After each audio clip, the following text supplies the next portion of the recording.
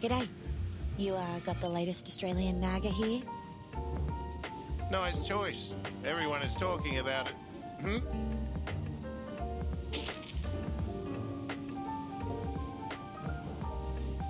A strange party held in the city park last night.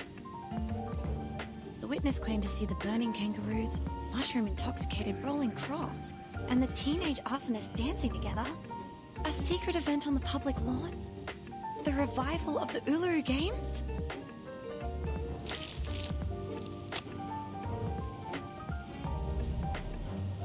It saddens us to admit that the recession and inflation have walloped some young adults. They were crawling in the park at night, groaning and moaning like beasts, dragging themselves along and losing consciousness.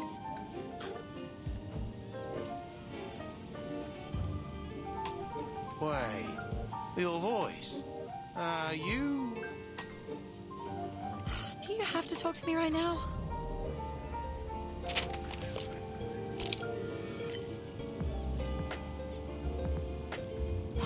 I'm busy hating my life. I don't have time for your little chit-chat. No way. Desert Flannel, it's really you. Everybody is talking about you right now, and they can really imagine. Some say you're mad. Some say you're the heroes fighting against aliens. Well, the most known story is that event. Is it real that you're going to restart the games? I have nothing to do with it. It was all that Junior's fault. I was just unlucky.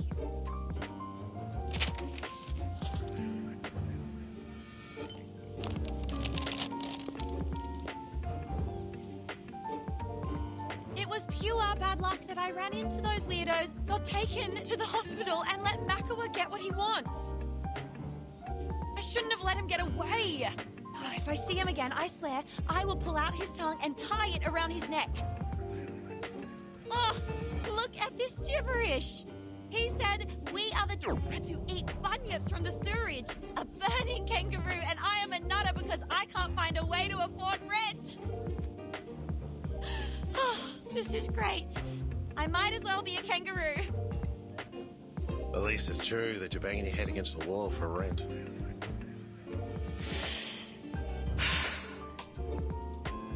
Yeah. Be mindful that you're talking to a nutter.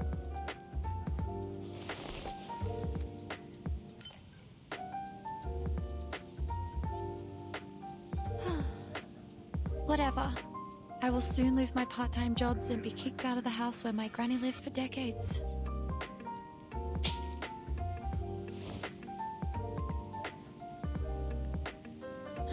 I'm heading back. Let me know if you know of any job vacancies. I can do a lot of things. As long as the money is good. No, as long as I'm paid. Wait, Desert Flannel. Come and take a look at this.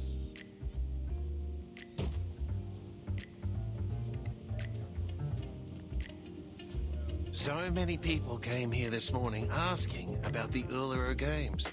And 1 hour before, the Scissors Jerry brought me this. This is a pre-sale ticket to the Uluru Games? I've sold over 50 tickets at a unit price of this much.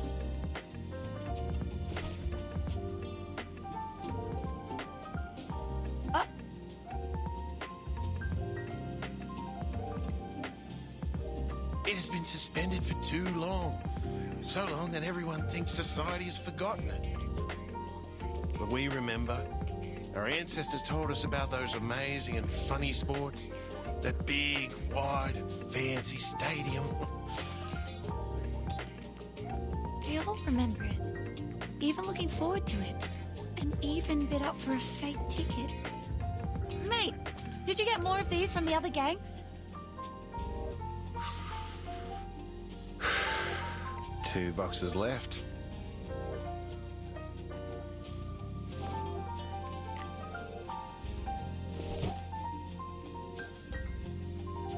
These are from the Slicky and Eucalyptus Brotherhood. Eucalyptus and what? Didn't catch that name. Ooh, Do you have the mints that I bought from you before? The least purchase ones? You always put them at the bottom of your box?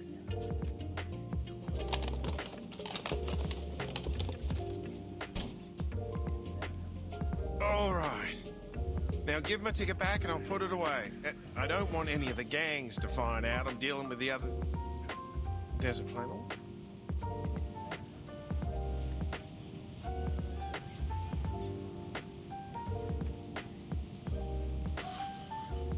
That's what I keep telling everyone.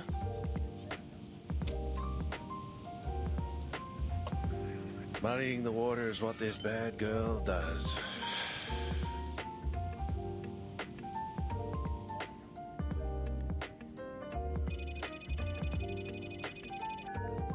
That's right. Desert Flannel has taken the fake tickets with her. The ones from Clippy Slicky and the Eucalyptus Brotherhood. She's gone. No, not to the black market. Sir, I heard that the Bunyips are getting restless again. Is that true?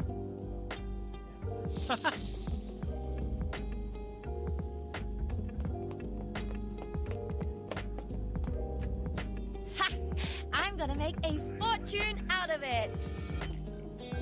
I will be able to buy that house, get myself a new oven, some new clothes, and that giant wool nest for Pleppy!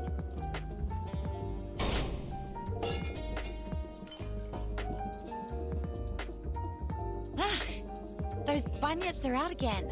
Haven't seen them out in the sun for a while now. I must hurry. Wait, are they coming my way? I've got my eyes on them. They are more interested in her than in me. Oh, this makes sense. Since the Uluru Games have made the biggest news of the week, the people are going on and on about it all day. And where else will the rumour-loving bunyips go at this point? The last time I saw something like this was when that scandal of Mr. Pompadour broke. It will be a big story, almost as certainly as a cut will bleed. I will pause my other projects and focus on this one. This is very kind of you. I really appreciate it.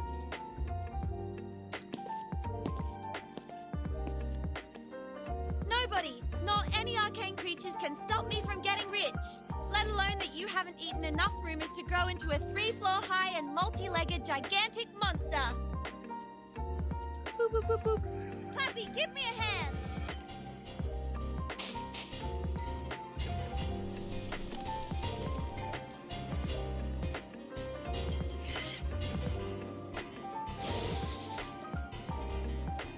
Ha! Like that smell of rumours from the ticket box? Come get it yourself!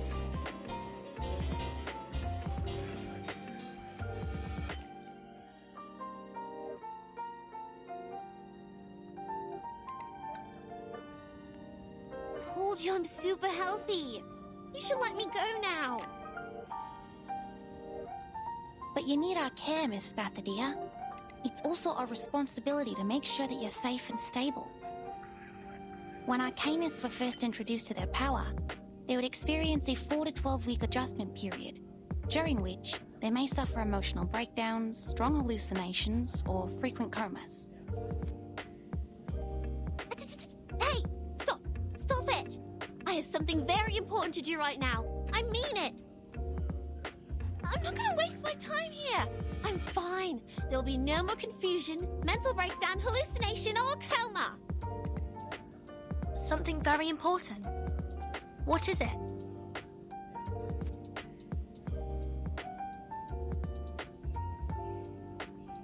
My flame talked to me last night.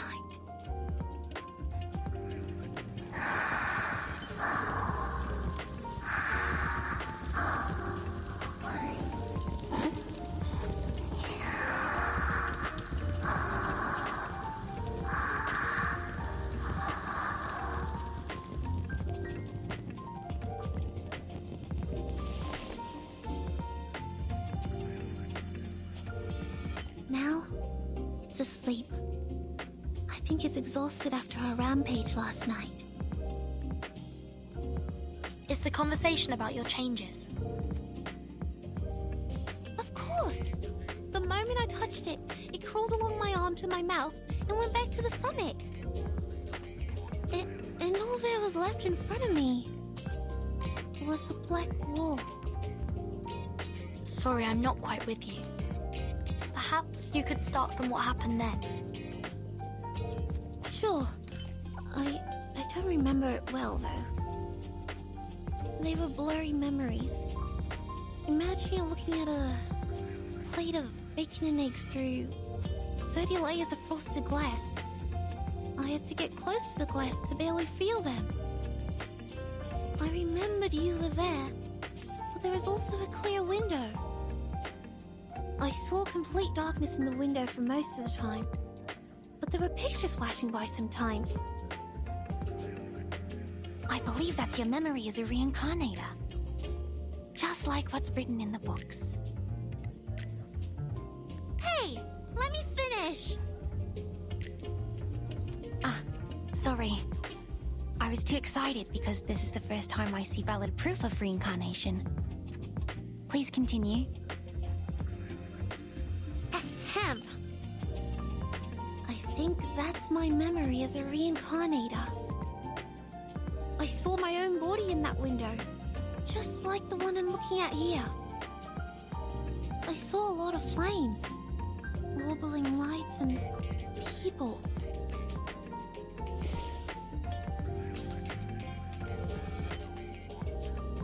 My heart has never beaten that fast. Yet, the fire in my body seemed completely natural, as if it was destined to burn inside me. It whispered just one phrase to me, again and again. Like what you mentioned last night? Yes, the Uluru Games. I must revive the Uluru Games. What are you going to do?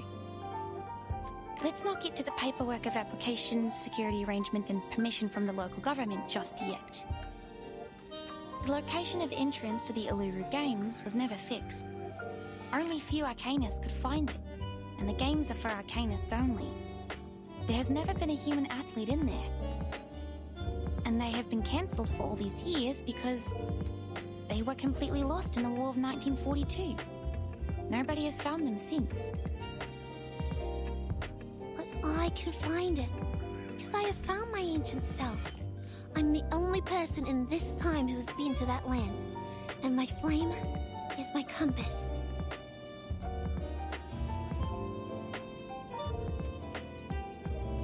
Although I have not yet figured out why my memories are all about the conflicts with the flame, I felt so whole again when we burned together. I'm sure it will help me and unite with me, because it trusts me so much that it traveled all the way here through the endless darkness and rainy seasons to come out of my mouth. It's here for me, and now it's going to take me somewhere else. I'll follow wherever it goes.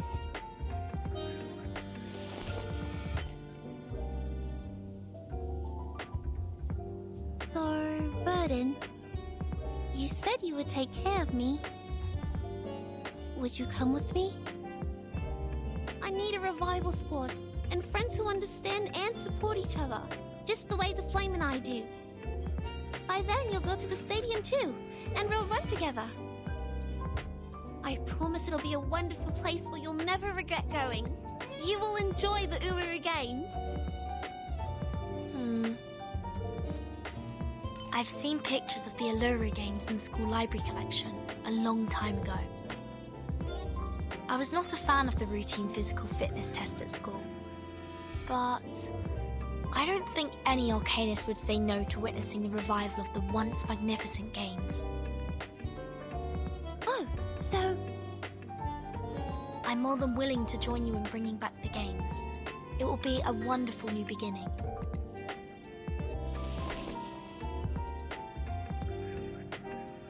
Well, yes, thank you!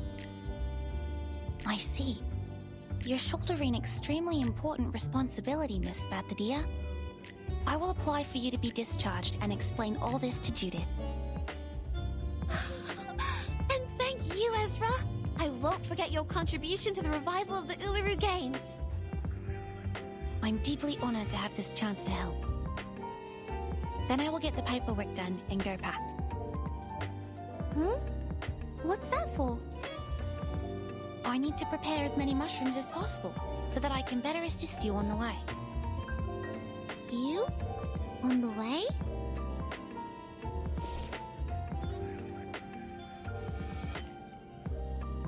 You're coming too? Of course. We've been through so many things together. Am I not part of the team? No, of course not. How can I take you and the revival squad? The games are meant for arcanists. You've read the documents, right? Since the very beginning of history, humans have made countless attempts to find the entrance to the stadium, yet none of them made it. It's just not for humans. If you're a fan of sports, you can totally watch those held by humans. There will be a boxing event in Melbourne tomorrow at the National Tennis Centre at Flinders Park.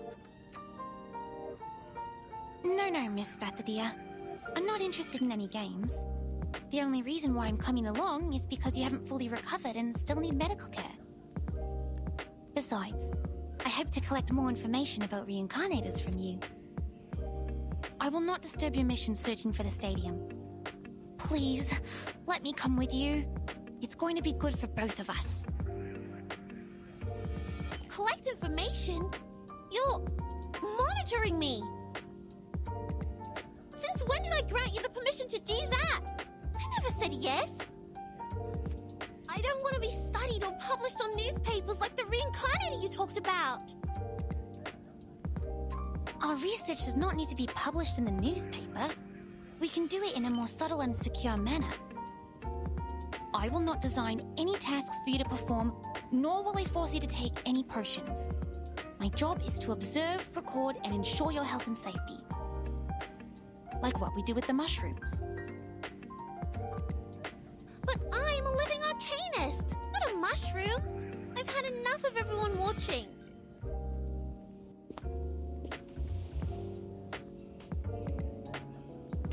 I don't want to be the embellishment added to someone's academic achievement, or a subject of the paper that'll help you switch fields.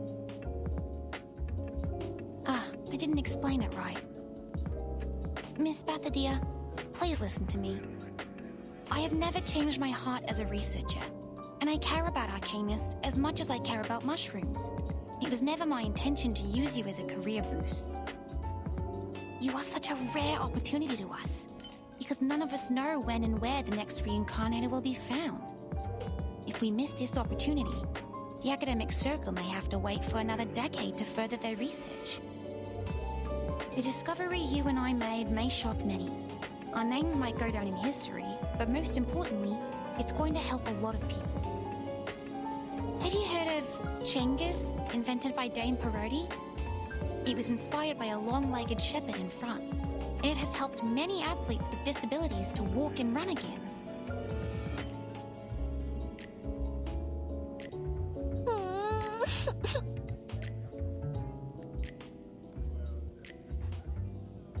Miss Bathadia, you look miserable in the blanket. Keep going, Ezra. You're very close. Me? Close to what? I don't follow.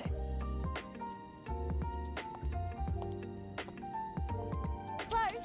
Well, speaking of close, guess who is close to becoming the most successful business person here? Desert Flannel. Where have you been? Hi! What are the white eyes for? I'm not some monster crawling out of the sewage.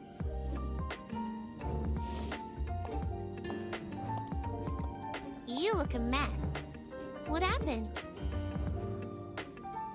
I didn't ask you why you're crouching in bed like an ostrich, did I? So maybe you can return the favor and keep your nose out of my business, yes? And what really matters is the good stuff here.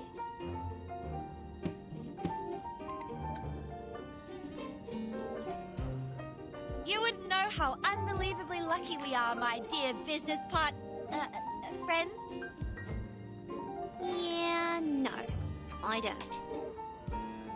Ugh, Ezra alone is already too much information for my brain.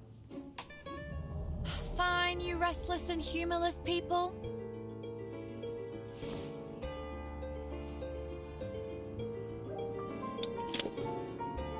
We will bring back the Uluru Games.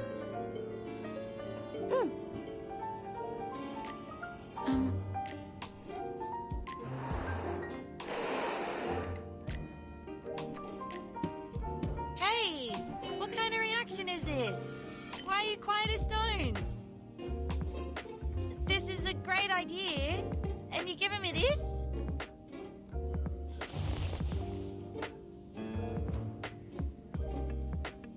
All right, join my revival squad. Handshake? Handshake. Then No, not you.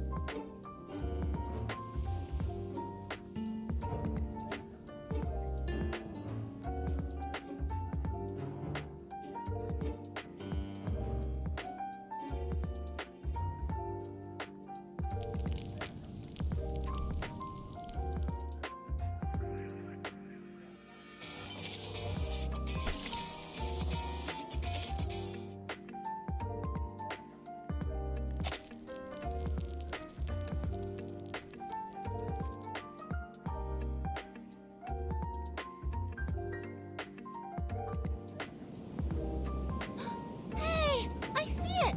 Over there! It's beautiful.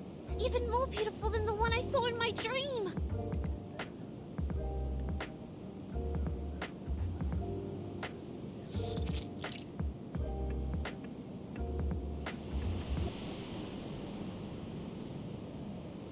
This is a miracle of nature, like the Great Barrier Reef. Of course it's pleasing to the eye. Many would wrestle with the heat wave and travel all the way here from Alice Springs by bus.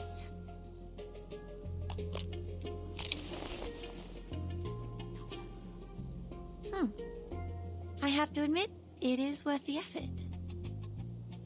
The temperature here will get even higher at noon.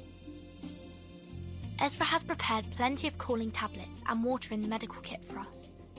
If anyone still suffers sunstroke, we also have the budgerigar coat as an emergency measure.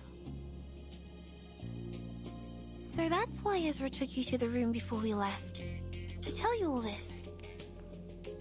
Ezra is worried about you, and so are we. Oh, someone is feeling bad about what she said earlier. If you ask me, that human girl has a good heart. Maybe she can work on her ways of communicating with people, but that altruism in her is almost angel-like. And she has the face of a little angel. Wouldn't be such a bad idea to put her in some baby care commercials. I heard those things pay you generously. I might as well ask what she thinks. Huh? Go forward.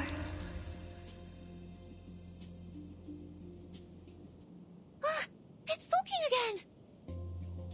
What? Who's talking again? The flame! It's talking!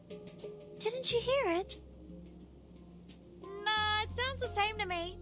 This is just the sound of fire burning, snoring like my late old man. Well, maybe you can also try turning off this little thingy's TV. Maybe it will jump up and shout, "I'm still watching." I'm not joking. It's really talking. Listen.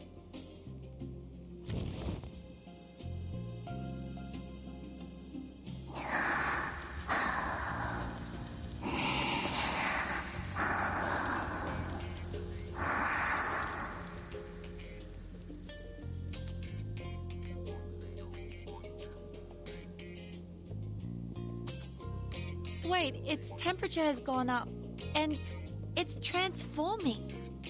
What is this, a rocket? No more waiting. Ah!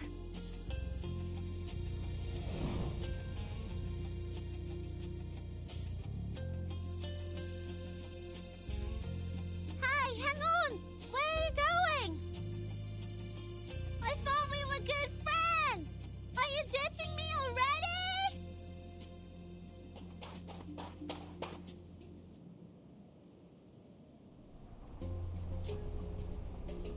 Everyone, mind your steps and keep up.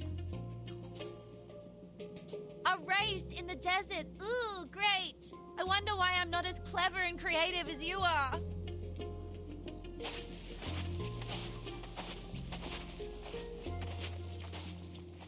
Miss Verdon, was she talking to me? She always looks over. Perhaps she knows that I'm following them. But no, I'm hiding well. They shouldn't know.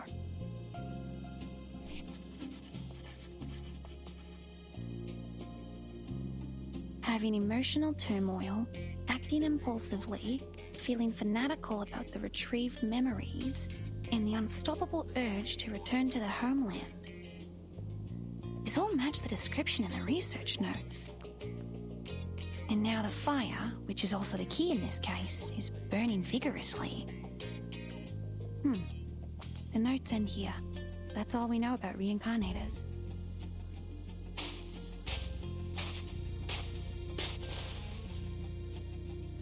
I can't deduct more based on the current data. But at the same time, the unknown can be dangerous, yet exciting. It may bring about catastrophes or miracles. Just like arcanists, so charming and lively. My job is to help and protect them, so their burning enthusiasm will not be dampened. Like what Mom said, this is our mission as mankind.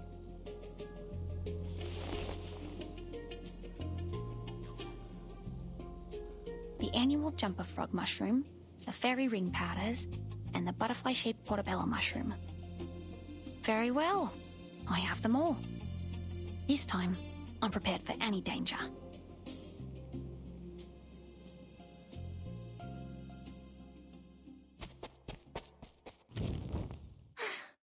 Gotcha! You're not running away from...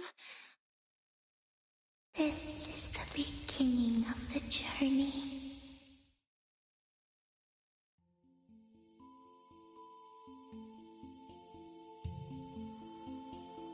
Beginning of the journey? No, we set off from Melbourne. We're close to Uluru now, so it's almost so distant. Gosh, what are these? These are murals. No, they are reliefs. All the marks are carved out of the wall. These carvings existed long before any murals. And they are rougher. Of course they are. Just think, when did our ancestors learn to draw with paints? And when did they start carving with sharp stones? They're beautiful. Like star trails, one circle in another. I think I've seen them before. They feel familiar. And make me thirsty at the same time. Look, this circle's just like a spring. We don't need a spring. We brought water ourselves. Drink as much as you want. Look here. These are most probably some ancient relics. This one looks like an animal, and this a plant. And what is this? Birdie. They have something to do with people's lives.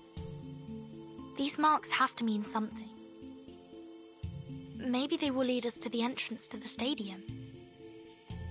This is a time when Spathadia's opinion matters more than ours. Come, Key Girl, take a look at this.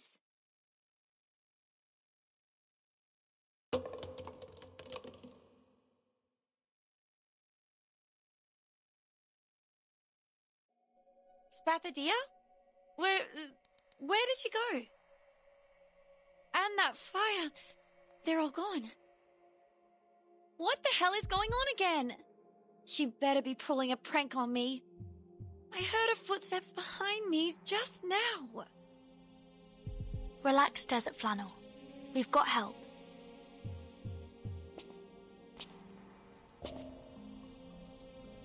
Ezra? How did you get here? Wait, how long have you been following us? From the beginning, when you were at the hospital. Sorry, Miss Desert Flannel. Please let me check this first.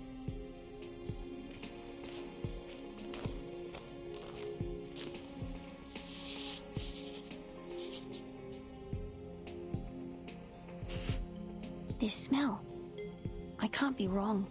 This is Devil's Thorn. What's that? Does it have anything to do with her missing? A rare kind of mushroom that grows in the desert. Allegedly, it's genetically connected to lizards. I've only seen its pictures in books. It has wide open pileus with sharp spikes, and its roots are as absorbent as a sponge, which allows it to absorb and preserve underground water. They only appear around water sources, and with this spiral pattern on the wall, I think I might have a way to find her.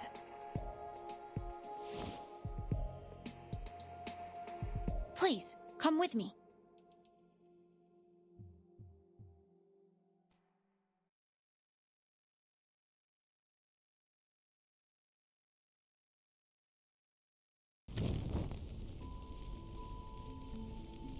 Little flame?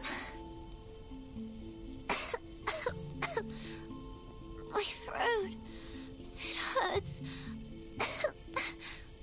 What? Do you remember me?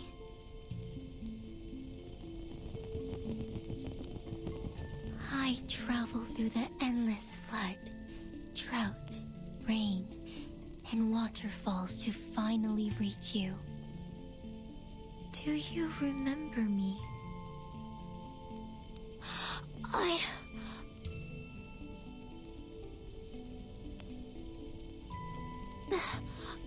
I do, but not really. I can't recall your name or your face, but I do remember.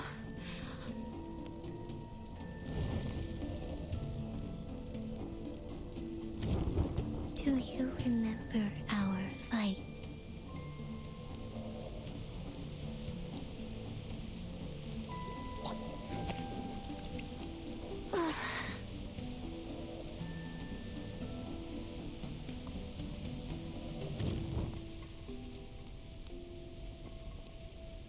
Weigh the anchor of the current feelings and seek in the boundless net.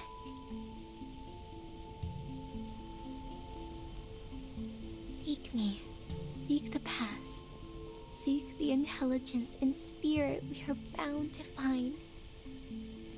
I don't want to make up with you, you dumb ball of fire!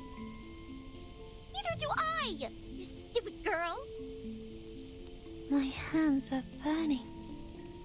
Like they're soaked in fire. That's because you reached into me. We had a fight, attacking each other with nails like two cats. This is just like the day we first met. I can feel my knees trembling again. I know this game. A sport which is not popular enough to be included in any commercial or professional games. It's also the sport for which I've been secretly training myself every day after lunch. The light bulbs picking game. Malingi's harvest. No. No. But these are not light bulbs for the athletes to pick up from the ground, but fire. And I don't have such a burning campfire at home. It can only be found here. Beside the flowing spring, under the starry sky, on the scorching sand, I saw the burning campfire and the sparks scattering in all directions. My hands surrounded by blazing flames, I touched the inner cone again and again as I flew by. Immersed in great joy, I dove down from the air. At that time, our hands held each other in the flames. Our traces went on, from one torch to another. Yes, I know. I remember it now. I once drank the cold water in the spring and covered my limbs with colorful strips. I sang and danced until a pair of wrinkled hands touched my forehead.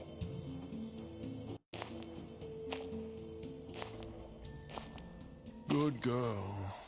My good girl. Your hands are dusted, but you win the game and your soul is sparkling. It's you who find the hottest fire for us. It's you who connect to it and make friends with it. I shall grant you the scepter and lead you to the highest platform.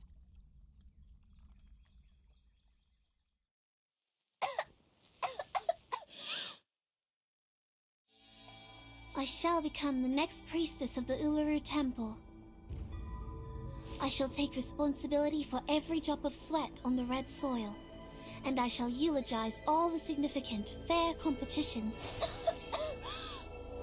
I shall store the flame in my mouth, my stomach, my heart, and my ribs. I shall protect her, not to let her extinguish, nor to let her go astray or away.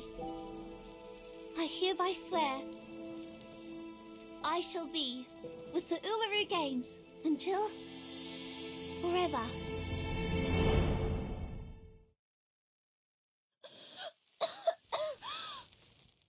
Mom? Mom never told me. We're descendants of the Red Dragon.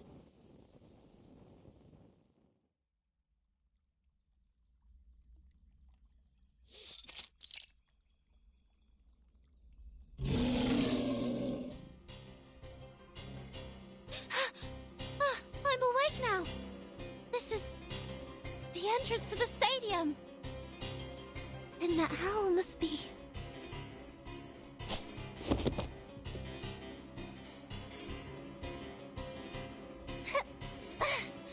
the Guardians of the Stadium. I knew it.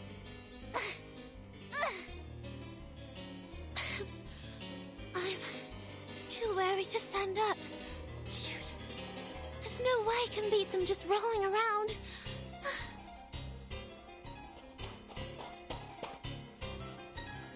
Miss Bathadia! Ezra! And Desert Flannel! Vernon! Thank goodness you found me. These critters. They don't look like any kind that I know of. What are they?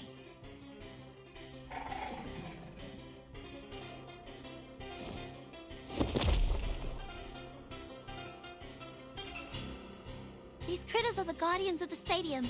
They, I can explain it later. We have to deal with them first. Little Flame? Hey! What are you doing?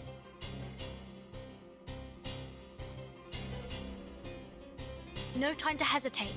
Protect Bathadia and engage.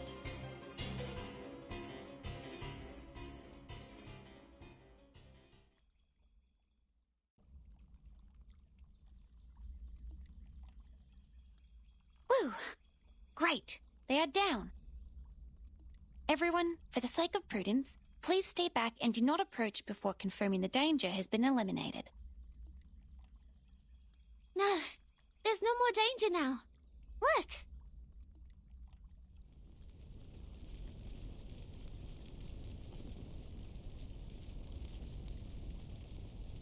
No need to worry or hesitate.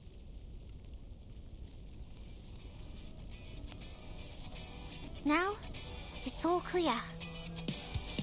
Long story short, mates, I've retrieved many memories.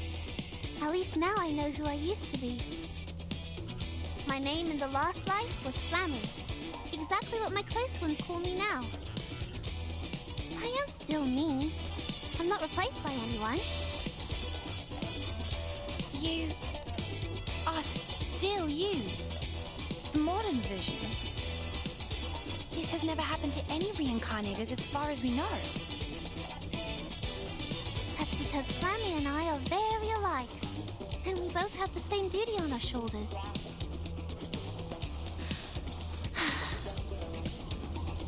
I in Flammy. I obtained the Uluru flame from the fire with my own hands. I was the first priestess in the history of the Uluru Games. I am Spathutia. I keep the flame that traveled all the way from the ancient times inside me. I will become the next priestess in the history of the Uluru Games.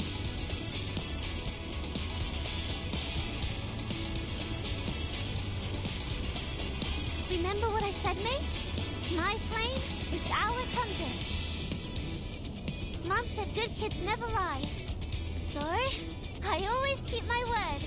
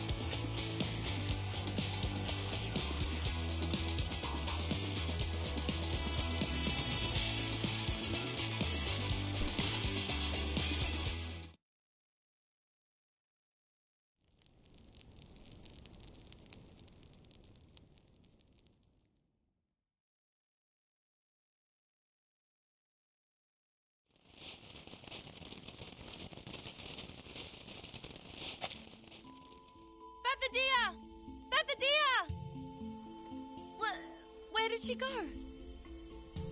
It was like a long slumber, or a view of the garden behind the wall.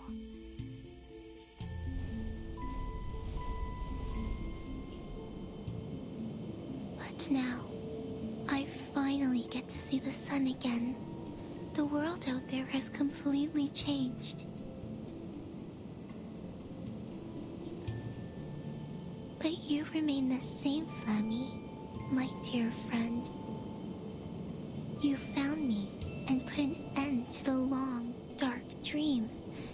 You set me on fire again, bringing me back to what a flame should be like. Welcome to the end of the 20th century, Ulu. For you, this is an interesting era, with many, many new things. Well, I think we can learn them together, later, one by one. Well, for my dear brave friends...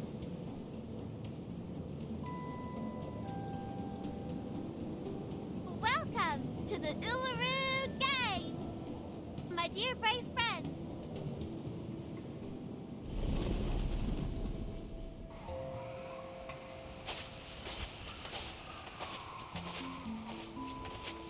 What are you waiting for? The conjuring of the entrance to the Uluru Stadium is sourced from a fantastic arcane ritual. Instead of a summon, it's closer to a sacrifice. The fire element also plays an important part in the sacrifice. In Spathadia's case, Ulu is her flame. Will it have anything to do with the unique condition Miss Spathadia has? Unlike other reincarnators, she still has a clear memory of this life, despite her young age. Or, it's because the two light spots of hers, the older self and the modern self, are not that different, so she's spared going through any drastic changes. And the reason behind it might be... Ezra! Yes, I'm here.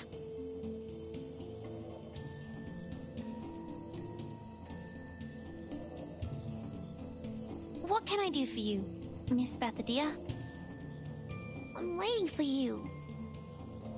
Ah, I see. Sorry, I was too involved in taking notes. I will pack and return to Laplace as soon as possible. But before that...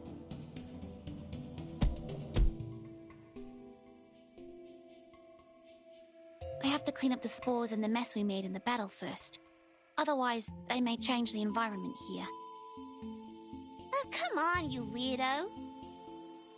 You're leaving now? After all our effort? I can never understand you. Aren't you waiting for me to leave? Of course not. I'm waiting for you to join us. We'll go into the stadium together. Come to think about what I've suffered. Coma, hallucination, confusion, thirst, misconception that I was almighty. And then, as you can see, I fell into a coma again after my sudden disappearance. I think you're right. I do need a doctor by my side. But mankind cannot enter the stadium. We all know that.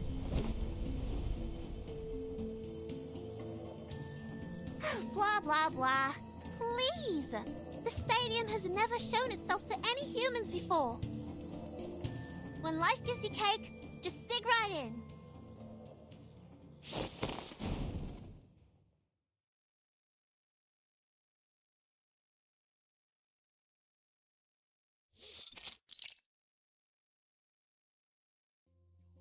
Struth!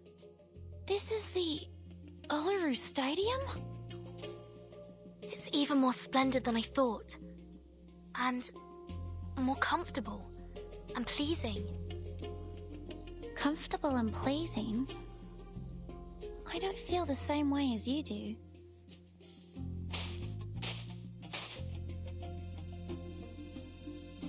But not in the sense that this place doesn't look beautiful to me. On the contrary, it's stunning. But physically, I don't feel anything special. Maybe because you're human. Hey, wait! Not so fast. Be careful! Miss Desert Flannel, you will fall! I won't! I won't!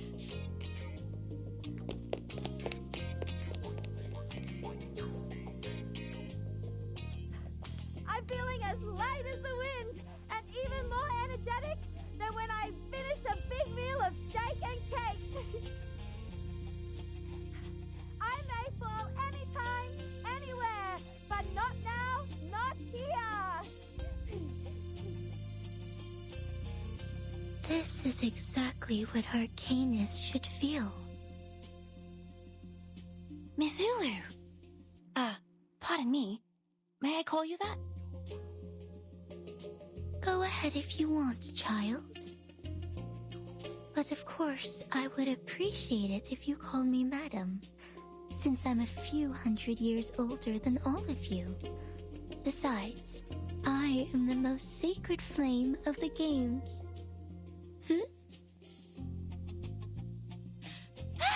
I won!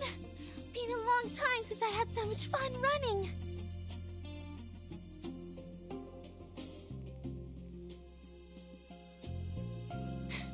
Ulu, is that a one? We didn't have anything like that before. And those benches! Things change, Flammy. In the past hundreds of years, when you were absent, countless changes happened to the Uluru Games.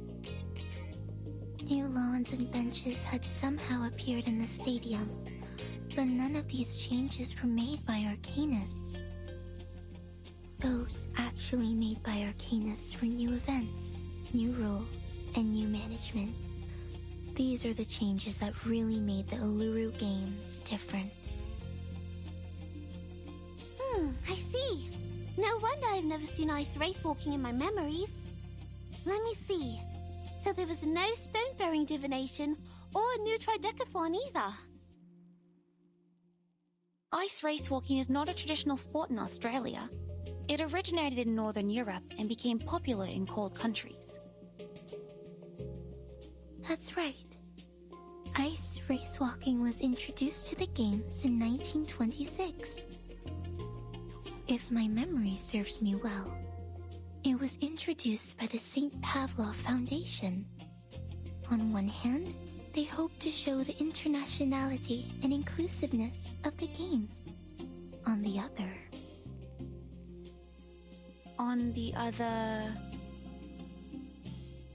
Well, it took the place of fire race walking.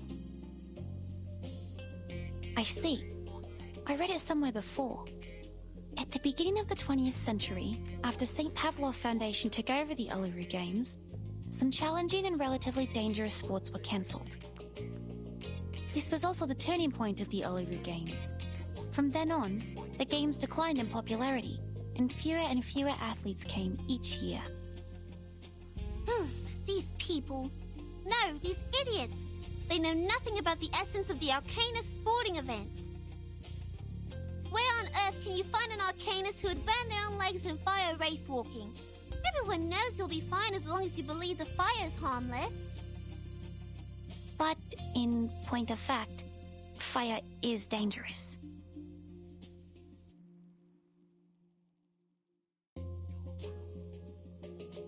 But think about it. It's unbelievable. Given your short fuse, I can't believe you just let them cancel your favorite event, Ulu. Short fuse? Yeah, you heard it right. She's got the hottest temper. Burns like a cell.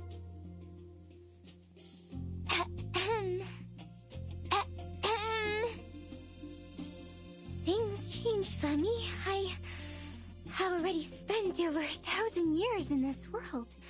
I'm no longer the young, hot-headed flame of your age. Even your grandmother should call me Grandma now. Grandma? So they can just take away your favorite event just because you're old now? I don't understand.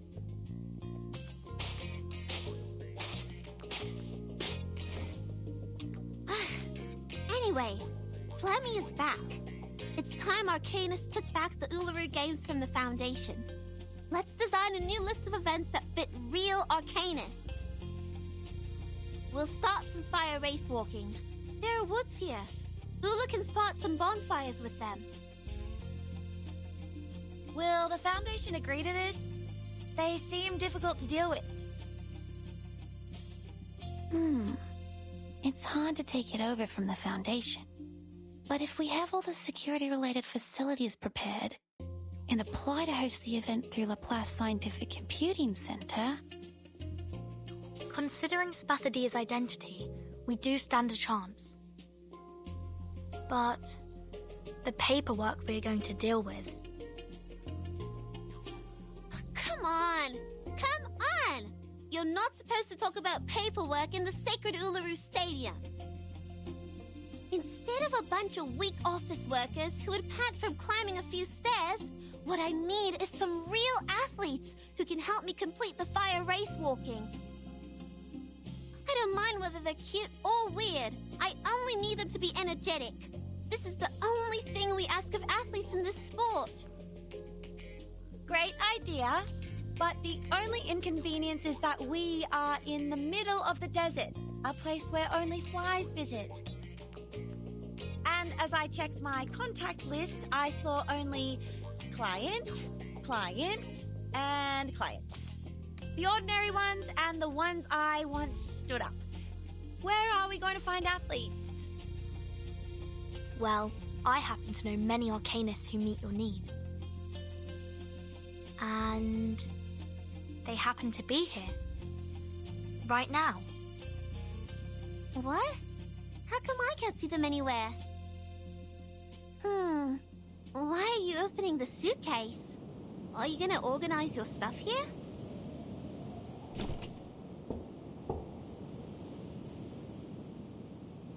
Anyone care to have some fresh air?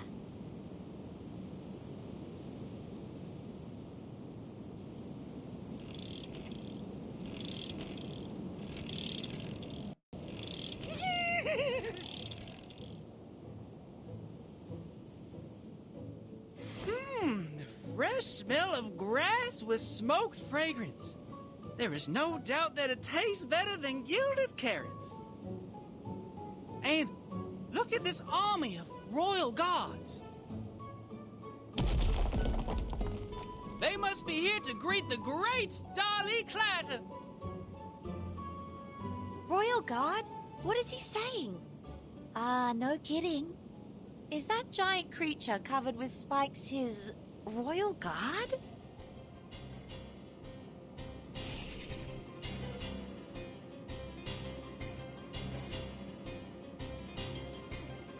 That's the Thorny Devils, the enormous creatures born in the burning sand of the stadium.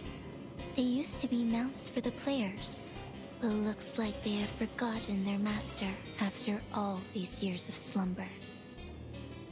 Enough talk. Let's put them back to dust and ashes.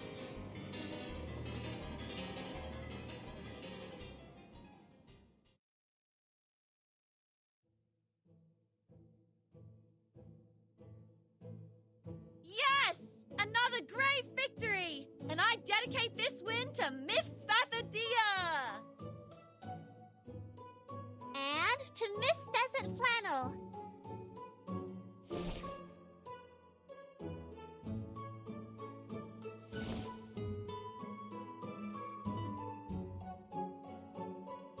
People, those of you who are not afraid of fire and wish to walk among the flames, please register here.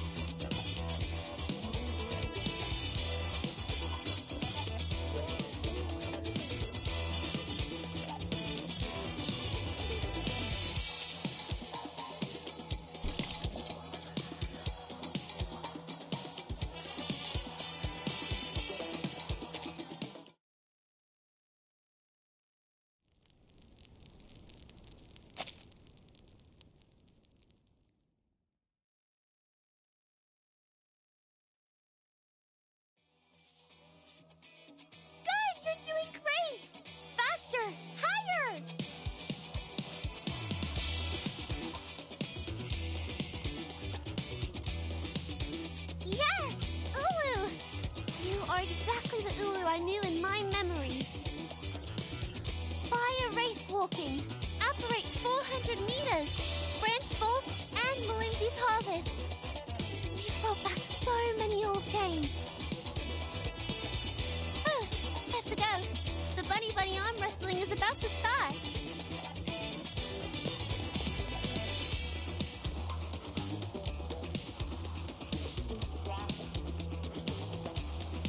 Wow. The people are having a good time here. They are sweaty, but also delighted. I've never seen anything like this in the class.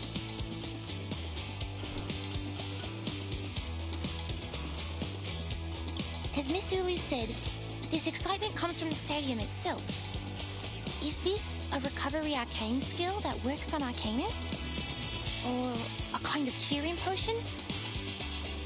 No, I don't think so.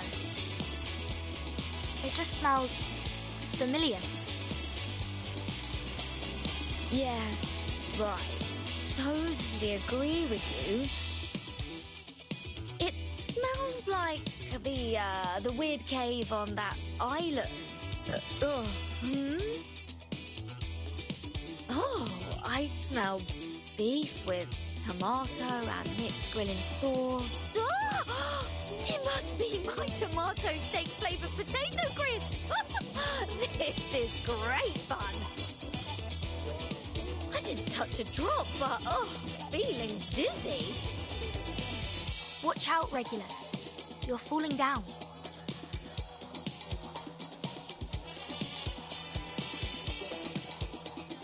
Oh, are you saying that a sports game can narcotize people too? I think Mr. Apple knows it better than me. Let me check where he is.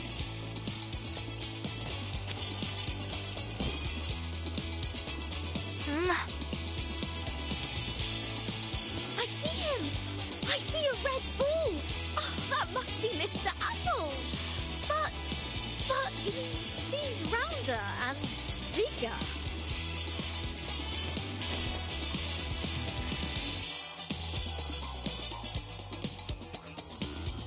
Hands up! And the victory goes to Miss Desert Flannel! Ha! I told ya!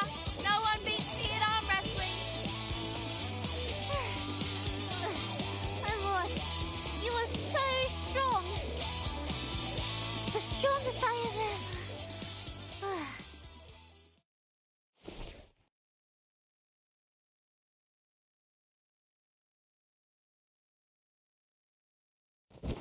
Brother dear!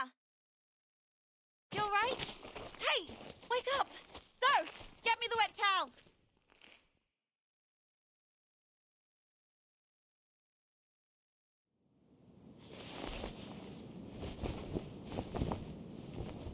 Her temperature is a bit lower than just now, but her condition is quite stable. I guess it's not a reincarnator reaction, but something else.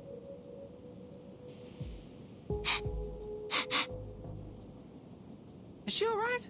She feels hot, but not as hot as the horseshoe made of pure gold. I'm positive that she was once a lot hotter than your little hooves are right now. She was a walking fire that burned fiercely, the forest-destroying kind.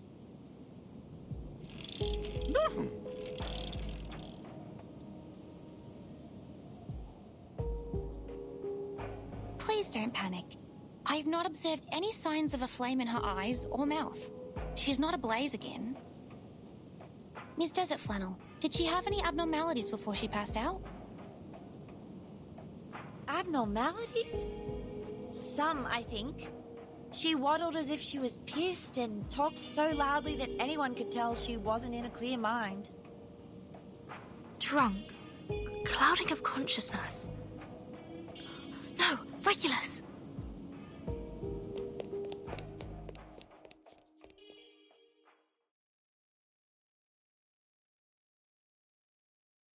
You look like an apple-colored giant rock, Mr. Apple. You're so big, and our ship is so small. I'm feeling so good and inspired.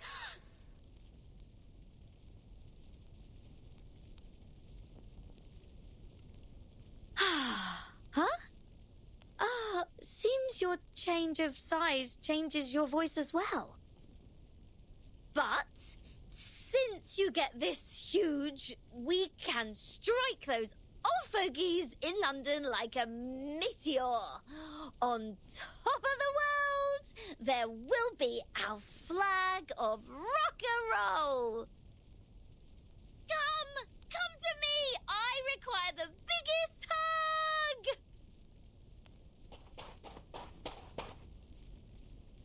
Regulus! Oh, it's hot. It's burning. It's burning my hands.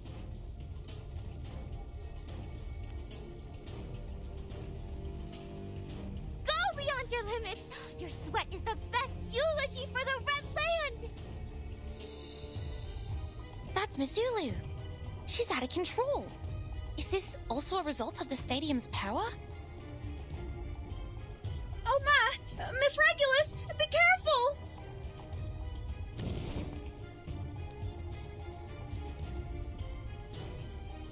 Oh, I'm so tired. Let me take a nap. Regulus? Regulus! Oh dear, don't pass out now! I'm getting you out of here. Just a sec.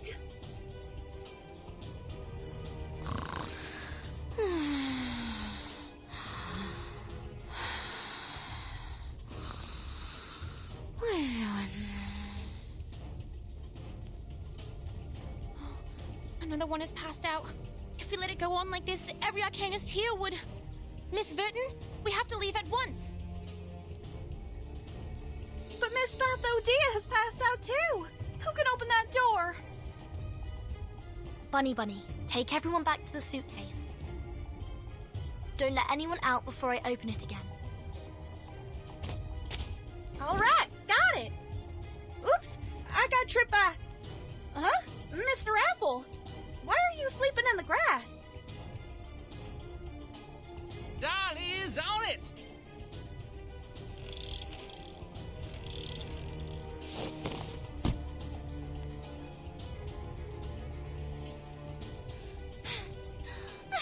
Oh, the fun of sports! I am burning like I did 1,000 years ago!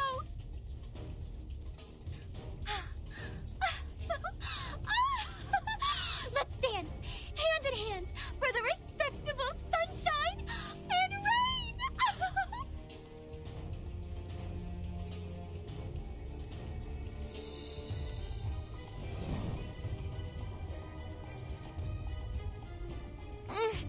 This is too dangerous. She may start a fire. We have to put her out for now.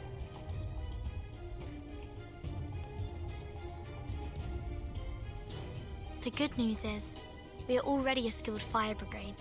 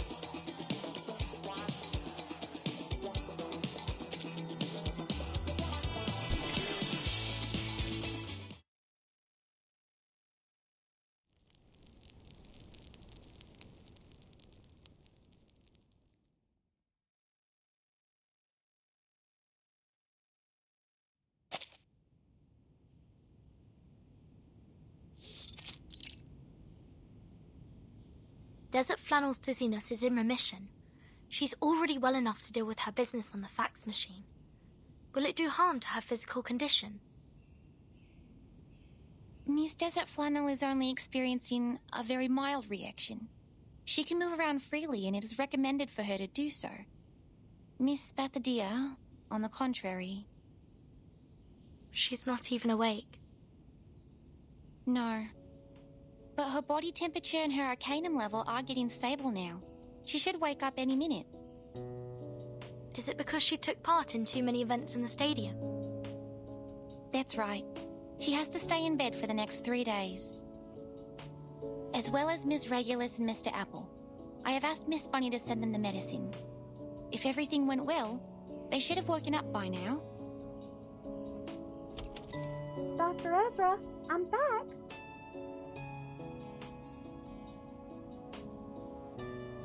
Both Mr. Apple and Miss Regulus are awake now, so I gave them some medicine.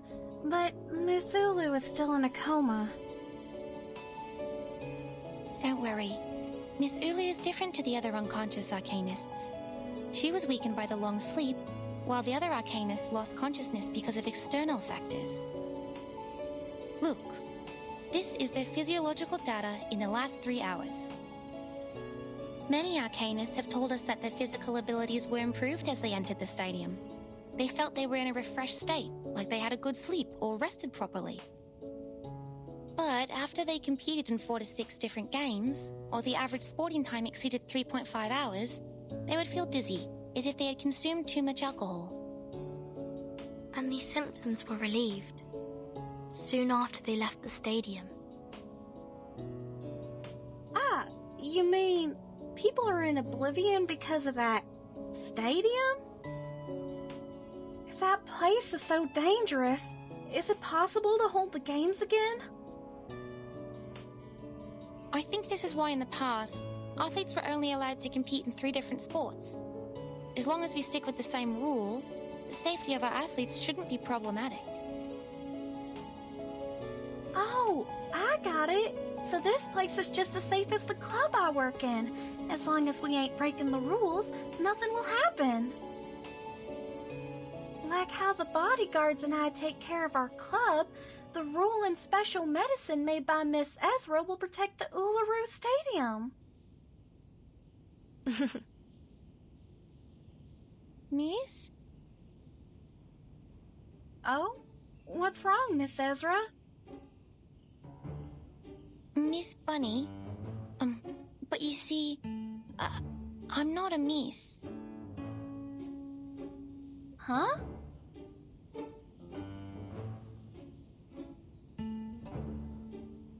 You were funny, Miss Ezra. Please stop teasing me. What else can you be except a lady?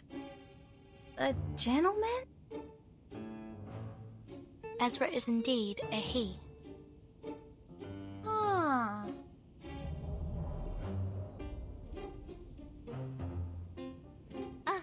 A he?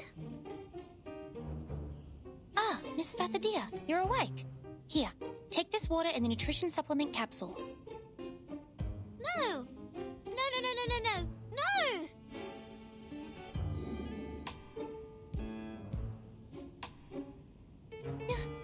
You're a boy? When did you turn into a boy? Yes, I'm a boy. I was a boy when I was born, and I have been that way since. What? Wait. What? Why did you lie to me? Why did you say you were a... Wait. You never said you were a girl. Wait, Miss Bathadia, please don't grab me so tightly.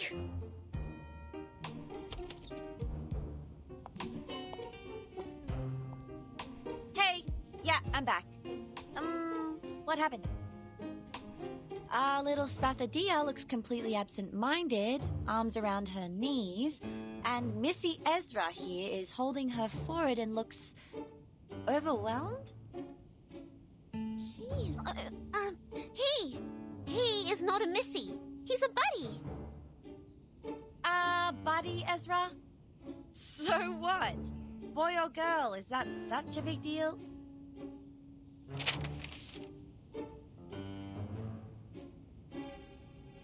Nothing is more important than this. Dear Miss Verdon, I am glad to hear from you. No, not that one. That's for Verton. From some guy called Slouch Hat.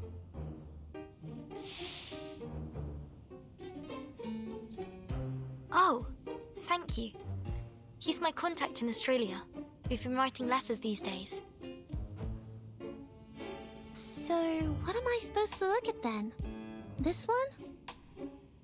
Large-scale event application form. Alice Springs government. This is that thing! Yes! We just need to go to the City Hall, fill in the form, and submit it. Then we're ready to have our Uluru Games! What are we waiting for then? Let's hit the road!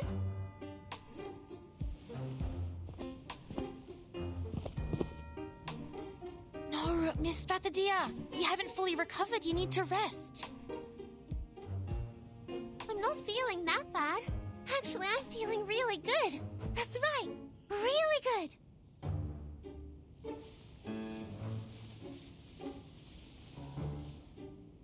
The City Hall's not like a no-man's land. We're just going there to fill in some forms. They won't hurt me, okay? Okay? No. This time is different.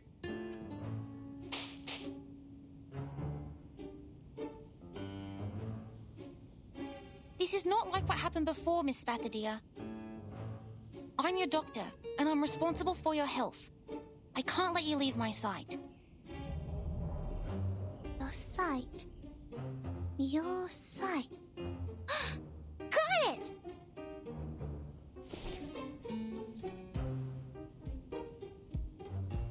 You can come with me. Come on. Time waits for no man. Our summer games are about to start. Wait, what?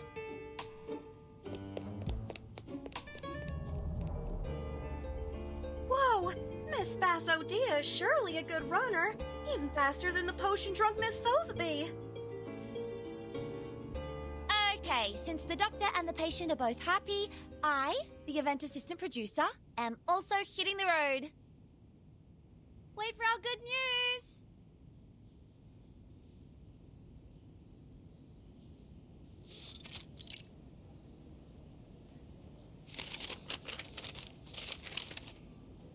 What are these? And this? Look, I know English, but I don't understand any of the things written here. What is Northern Territory Event Security Law? Oh, and what is Type 3 Field Safety Certification? I think I'll just go with C here for event types. That's what looks closest to the Uluru Games since they're both two-word phrases. Maybe let's just go with that one. I always go with C when I have no idea what I'm reading.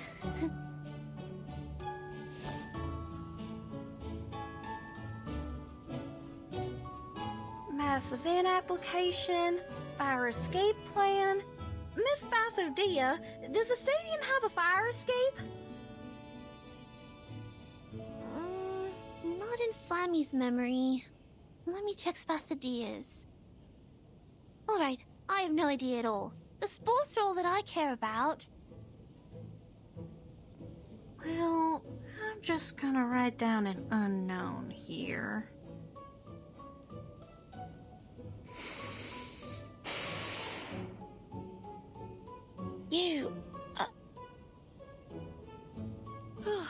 How are you, my grumpy little friend? Finally made up your mind to help?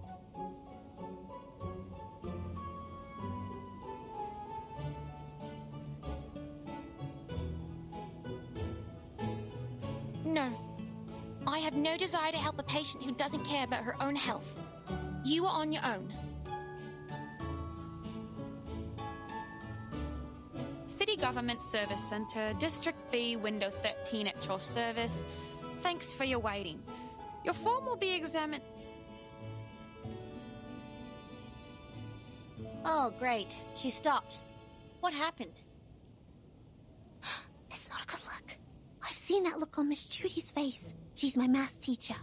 Whenever she puts on that face. Yes? It means none of your answers are correct. Uh-huh.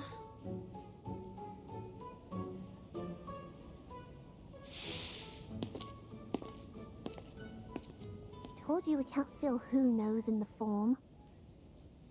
Who knows you can't write that?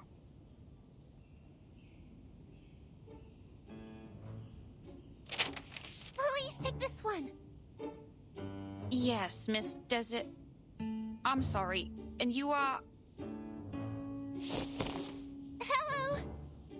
I am Spathadia, the director of the event. This counter is way too high. Should have let Desert Flannel talk to you. But she's feeling sick after reading the form. So, I have to do it instead. I will prepare a stool for you. Please stop jumping.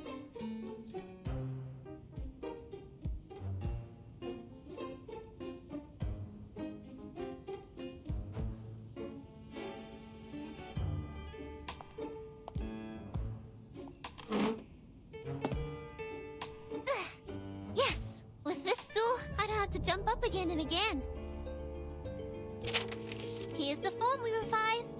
Please check it. All right. You've submitted the Arcanist Gathering Registration Form, the Mass Events Application Form, and the Desert Areas Gathering Application Form. Your application will be in the approval process very soon. Gosh, yes! I'd go crazy if I had to fill them in again. I've never experienced such pain. We cried on each other's shoulders several times. Same for me. I'm sorry? It's nothing. But please take a look here at the second half of the sports game process and events application form. Most of the events of your application have been confirmed, not approved. If you want to add them to the Uluru Games, an independent application for each event's security permissions is required. How can I get the permission then?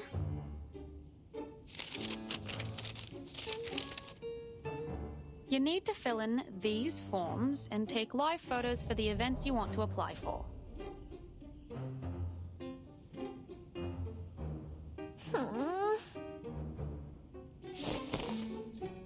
Excuse me? Please, give me the forms.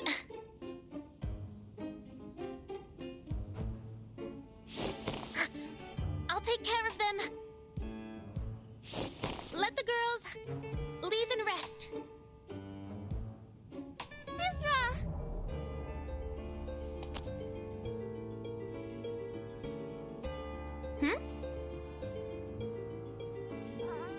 Gosh, that's so kind of you. You are the kindest person of all the kind people I know. Thank you, Ezra. I can't promise I'll stay in bed for the next 3 days, but I'll take the medicine in time. No hesitation. No worries, Spathadia. I've also learned something today.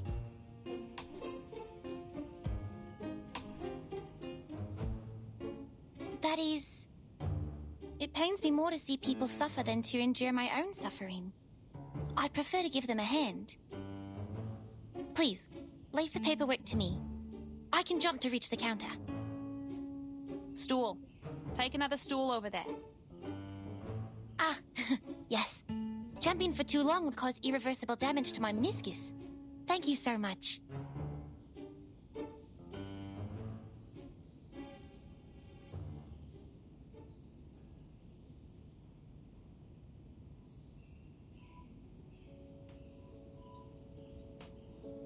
The games in Flammy woke me up when I was still a small flame a millennia ago. They made me fanatic and crazy. How amazing, my young friend. I'm just like the present me when I talk to you. What do you mean, the present me? An old flame that has been burning for over 1,000 years. You are smart, and your ideas are fun. I've been paying attention to you when I was still a small flame. Looks like you have a lot of expectations for the Uluru Games.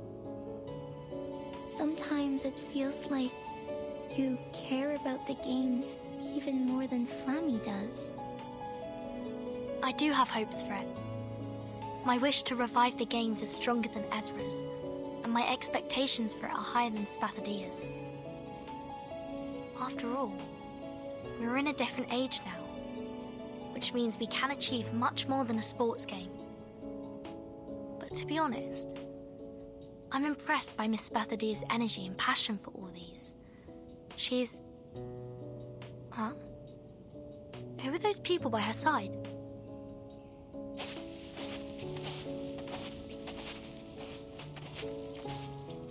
From here to here.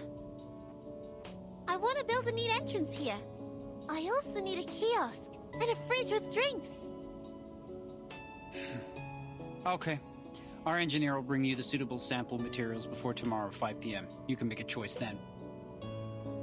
And you'll see the architectural drawing tomorrow morning. Spathadia? Who are they? They are engineers from Laplace. Our buildings don't meet the government's requirements, so we have to repair them. Ezra called them from Alice Springs, and Laplace seems very supportive. They took the fastest ride and got here in less than an hour. Repair? Will they change the internal structure of this stadium? Of course not. There's no way I'd let him do that. The Uluru Stadium is not a creation of Arcanists, but a gift from great nature and its noble spirit. All we'll do inside is sweat and let our spirits burn. Wait. I think I just heard something. I heard it too. It's...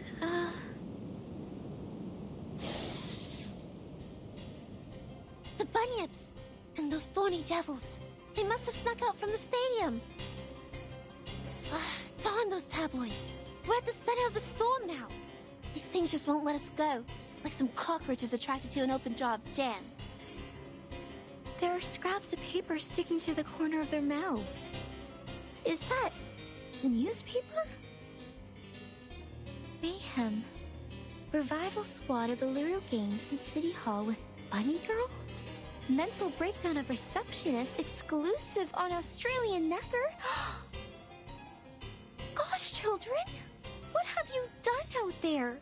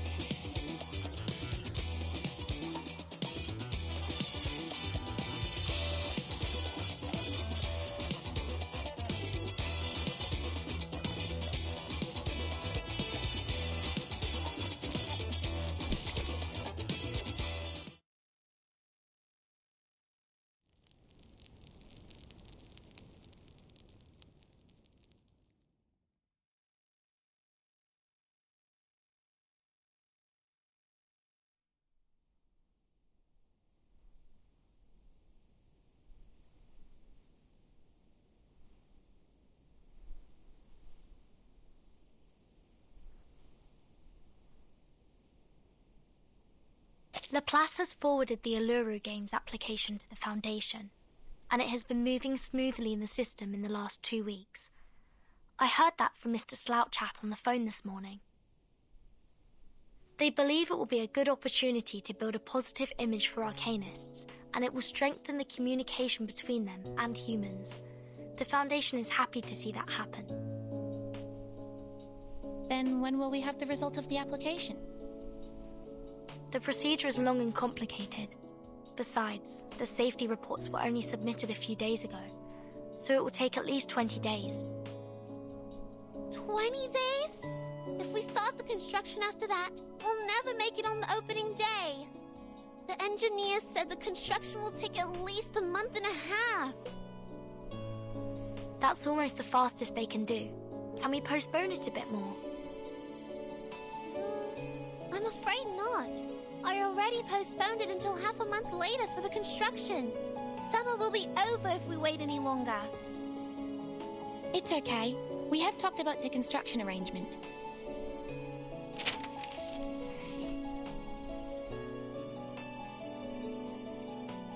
We may start the renovation ourselves and move on to other things when we have more people to help.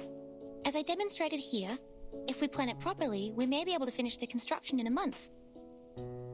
By then, we can start the event as Miss Spathadia first planned. Gosh, I already checked the schedule 100 times. How did you manage to cut down 15 days from nowhere? This is unbelievable.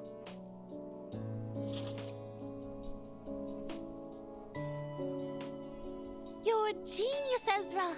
I guess the games would have died on the vine without you. It's nothing extraordinary compared to what a real human genius can do.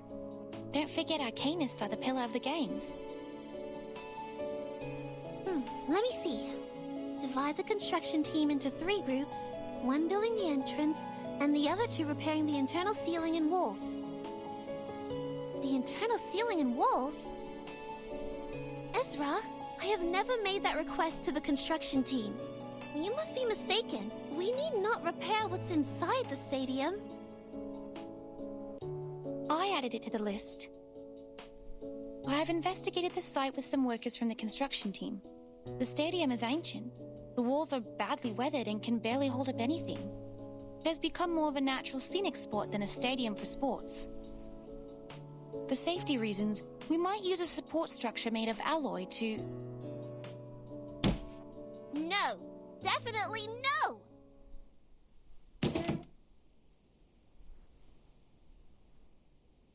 This is the Uluru Stadium we're talking about, not some office building on the street.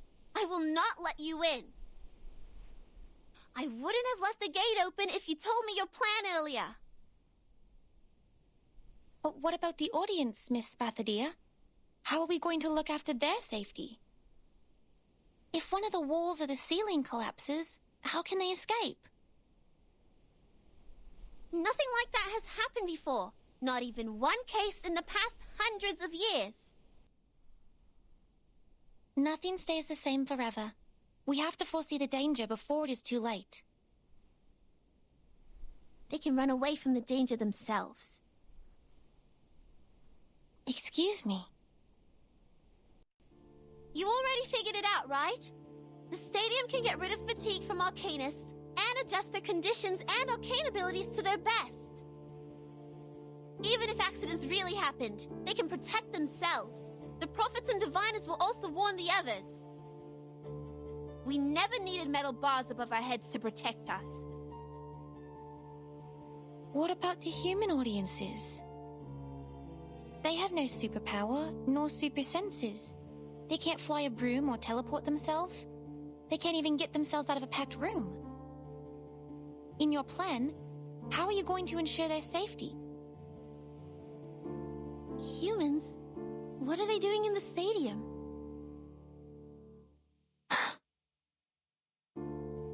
There has never been a single human in the Uluru Games. None of them have managed to find the entrance, not to mention enter it. But I am human, Miss Spathadia. You invited me to the games. It's also you who told me that humans, like myself, can enter the Uluru Stadium if it shows itself.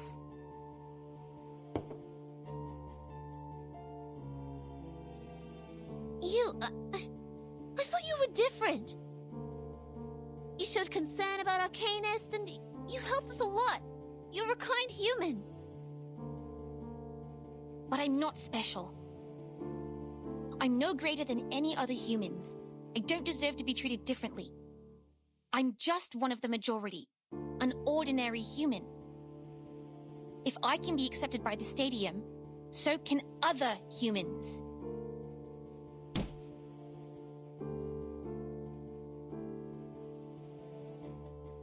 Fathadia, Ezra, guys, calm down. This is not the time for a fight. This is not the time? When shall we have it then? The world is full of sports games for humans, one after another and another. But this is the only sports game for Arcanists. Why don't you go mind your own games? And haven't humans stolen enough from us? They even made our arcane skills accessible to them. They modified arcane gadgets and added some science stuff, and bang! The arcane tricks I know suddenly become something new. Some invention exclusive for humans' use. And now they're even taking away the Uluru Stadium with metal bars! It was me who found the stadium, and I'm not giving it to anyone!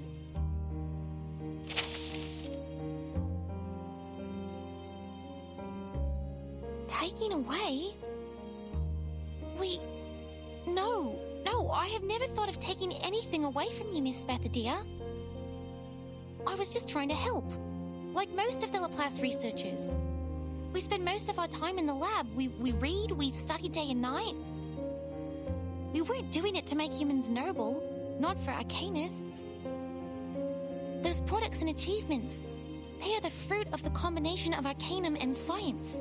They were made to make everyone's life better.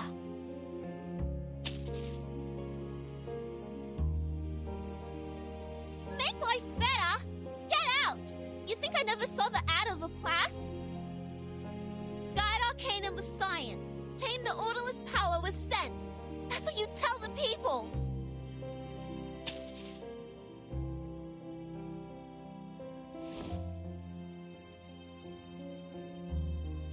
Sense will guide sentiments, so as to prevent the latter from destroying itself in the flames. You have to tend to the flames carefully, to understand them, protect them from danger. This is what I've been taught, and this is also the principle I've always acted upon. And this very suitcase that we are staying in is also placed at the entrance made by humans. You shouldn't think so ill of them when you're standing on it.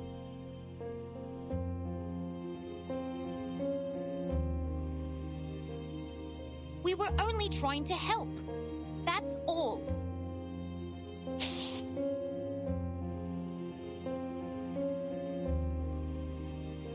I'm out!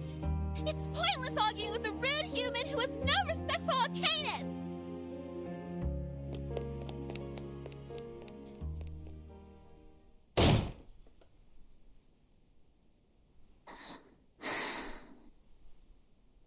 Sorry. I will go back to my room now.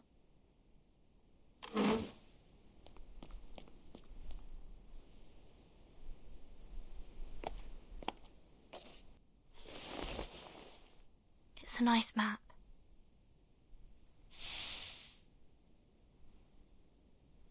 It shouldn't be left in halves.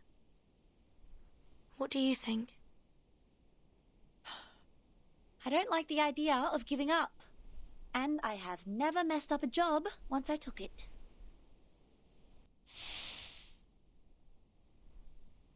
I'll take care of this, and you look after that. What do you say?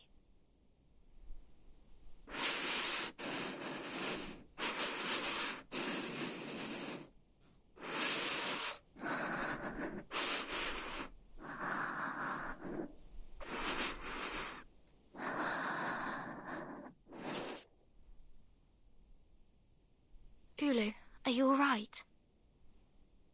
I'm fine. I just feel a bit dizzy. My head has been feeling heavy since the battle against the bunyips, and sometimes even my body feels itchy. I think I'll be fine after I fully recover. Leave this half to me.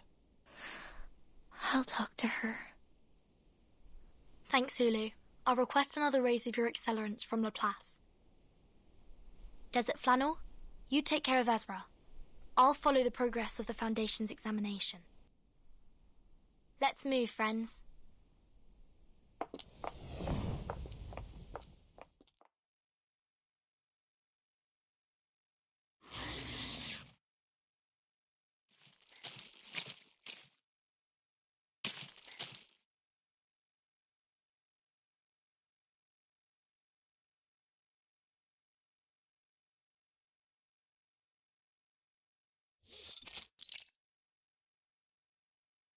What the heck did you say?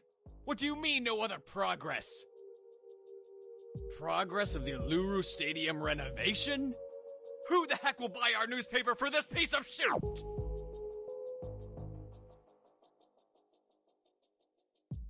Sorry, sir. We haven't been able to find anything new about the revival squad for a long time. They didn't even step out of that suitcase in the last 2 weeks after we got their names in the papers. Neither did we hear anything from the source. I'm not hiring a notorious journalist like you for this boring news. Get out and find more. Some big and breaking news like that revival squad of Uluru games in City Hall with Buddy Girl.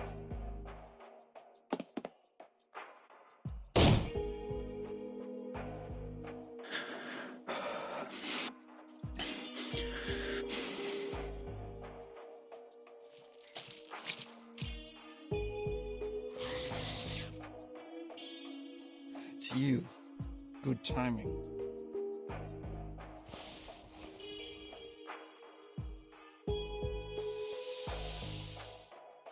The Uluru Games on the edge of total disruption. The revival squad turn against each other. I knew it. A group of monkeys. This is fun. The chief editor and that chick will both enjoy this.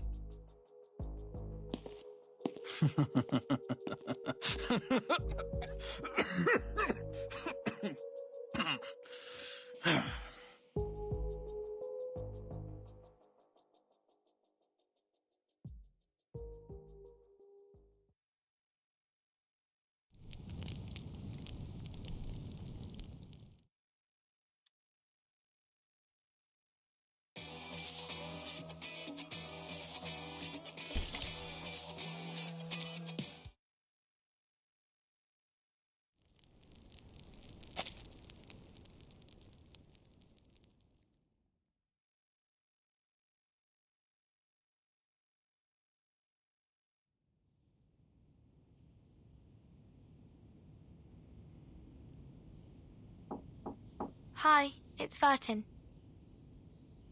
Miss Desert Flannel, is Ezra still with you?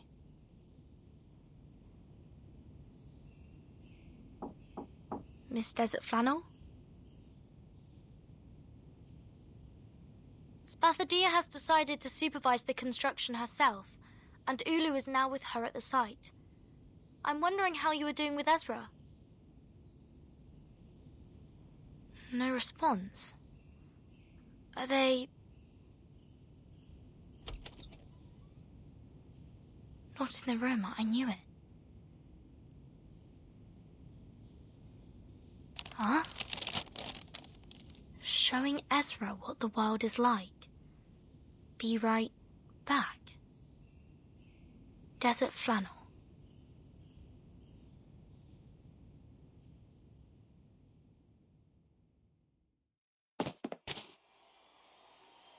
Watch your feet and your head.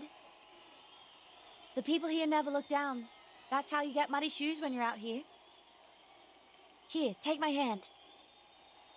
Miss Desert Flannel, what is this place? What are we doing here?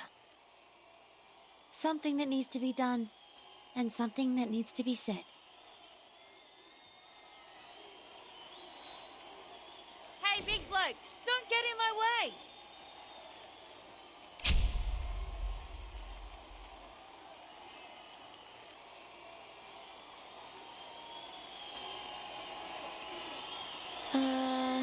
This is... the warm-up of the rugby game. It's not a formal game, but the audience's enthusiasm is burning. I mean, it's hard to get a ticket. But I'm Desert Flannel, and I know people on the streets. even when we're outside Melbourne. Sorry, I've never watched any games, and I don't know the rules of rugby. I don't think I will understand any of this. Do you mind? No, I'm cool with that. Because the game is not what we're after. You see that guy over there? That's Tom, a shining new star in the NRL. The best fullback they've ever had. He's from the Melbourne Sailcar Club. They have a seagull as their club's mascot with a fish and a chip in its mouth. Yes. Okay. And that bloke over there, that's Kip Carl of the Hobart Blue Lake. He's the kind of player who knows how to really tackle. They call him the Unbreakable K. And lastly, I want you to look at that smaller guy. That's Russell. Doesn't look tough, does he? But he is the slippery Jerboa because, man, he is fast when he gets the ball. But what is this to do with us? I still don't understand. Ezra, guess how many of them are Arcanists? Nice one! Nice one! Russell made it again! Excellent interception! The key score, now that Jamal is slippery as butter, run for it, Russell! Victory is going to the Shepherds of Melbourne!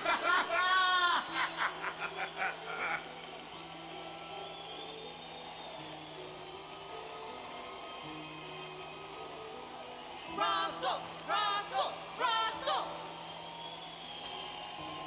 Russell! Russell! Russell! Russell!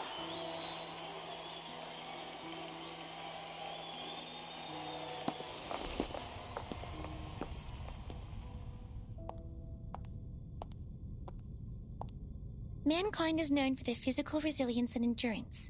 That is to say, Tom and Kip Carl are humans, while Russell, whose skills and unpredictability are his strengths, is an Arcanist.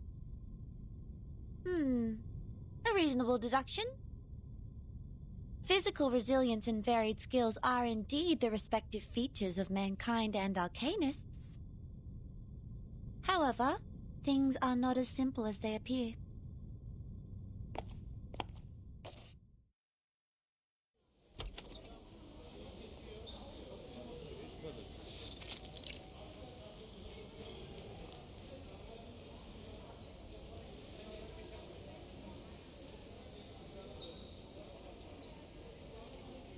In fact, all of them are Arcanists. Give me that thing. Here. Be careful. Don't overdose. Painkillers are addictive, you know. And the newspaper's gonna interview you, champions, so don't get high in front of the camera. Hey, listen.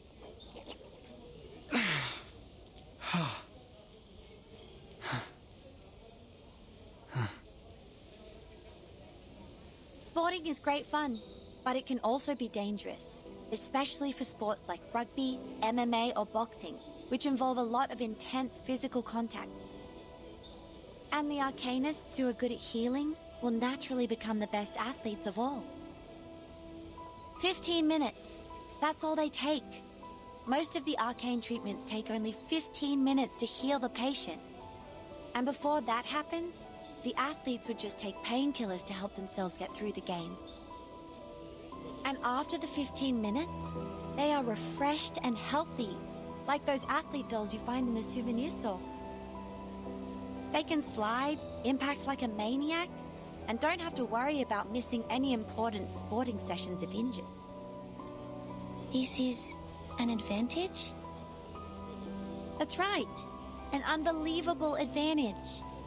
But are they really as good as they look? Their glory comes with a price. Ligament damage and the irreversible tears keep recurring. But there is still an elephant in the room. It paces around, making noises which are unfit for the place. Like this conversation we're having in the locker room. But on the sports field, where blood boils, Power and strength are the only things that matter. Nobody has the time to stop and ask what we're doing here, just like they don't have the time to notice the elephant. 10 years ago, Margaret of Broken Hill was invincible on the court. In August last year, she died on the last day of winter. Did she die of recurrent injuries? It's very likely that Arcanist athletes who repeatedly get injured and heal themselves would get hurt on the same body part in the future. Their body will become fragile. They might even twist their ankle from walking. Sometimes even break a bone or two. No, she died from an overdose. She needed a horrific amount of painkillers to ease her pain. So much that her body was overwhelmed. This is cruel. We have to report this to the Foundation and solve it once and for all. The athletes could have played in a safer way if given help.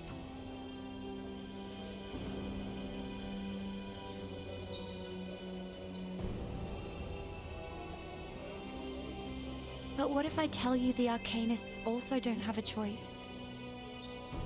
For humans who have the talent for sports, they can win medals with their physical strength. So, Arcanists have to make the most of their advantages to keep abreast with their competitors?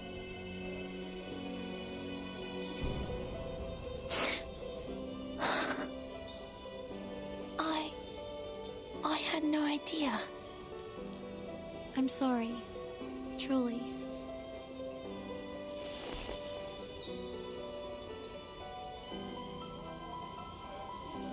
I didn't mean to make you feel guilty. Nor did I deliberately put you in pain. But Ezra, I was once one of them. I used to live on the prize money.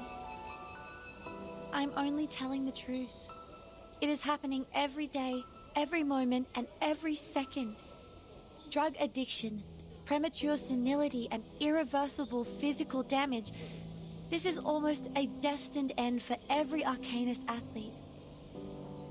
And nobody is held accountable for this. Not the clubs or the hosts of the games. Drug abuse is a personal behavior. That's it. Those people who are passionate about sports and don't want to lead a life without them.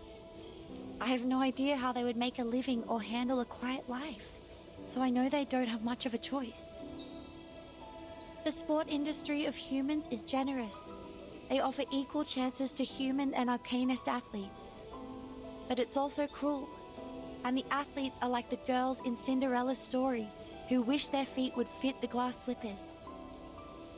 They have no choice but to cut off part of their heels to earn the glory. This isn't fair. These sports and rules are not appropriate for Arcanists. They have been treated unjustly. They aren't taken seriously and respected as athletes. Is Spathadia one of them? That's why she was so furious. So the rumor that they are turning against each other is true.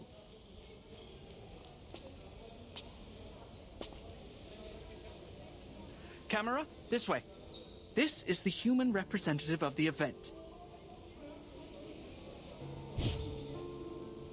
You were that paparazzi. This is not how a polite kid would address others, Mr. Ezra. I am just a concerned journalist who ran into you while reporting a rugby game. Watch your mouth, mister. This is harassment.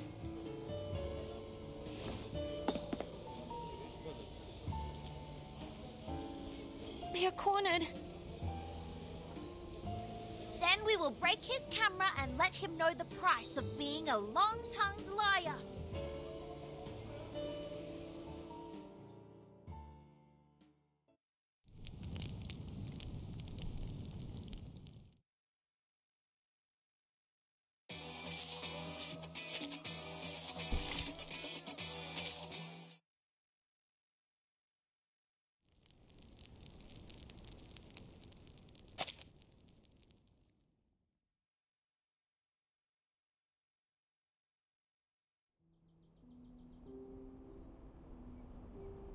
Spathadia, it's not all your fault.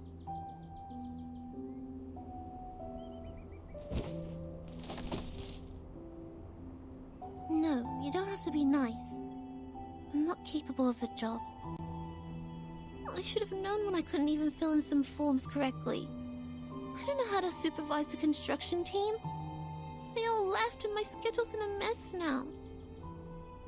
I'm hasty and careless. I actually lost my temper with the people who tried to help me. And I also did that to Ezra.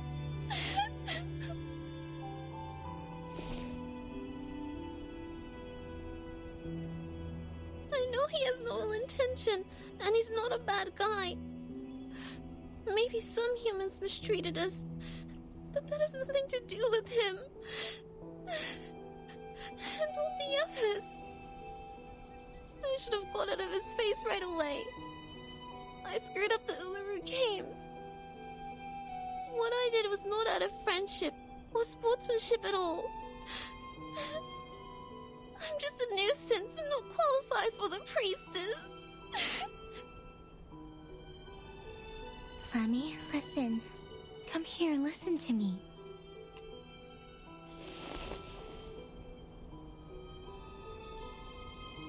Everyone makes mistakes. That's what your mom told you when I was still asleep, remember?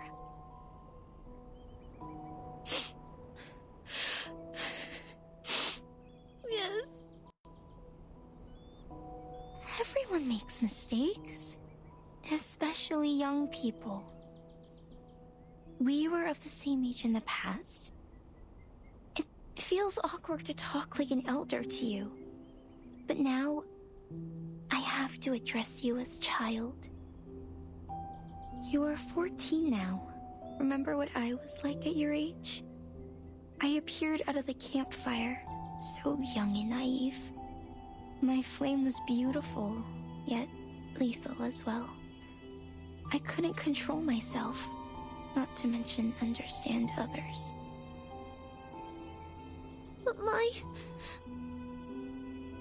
situation is different. I said something really bad, and I already... It's impossible that you make no mistake or do everything perfectly. You just need to face them and learn from them. You stepped into the muddy river, that's fine. Just keep going towards the clean stream. The point is, you must know your mistake and apologize to the friends you've hurt. You still have room for improvement and the opportunity to avoid the lasting regret. Lasting regret? What's worse than what I'm dealing with? I can't think of anything. Ooh, I'm screwed. Maybe Flammy is a better choice for you than Spathadia. My name has changed, and I can no longer be your best partner. Neither can I be Verdon's good partner, nor Ezra's, nor Desert Flannel's.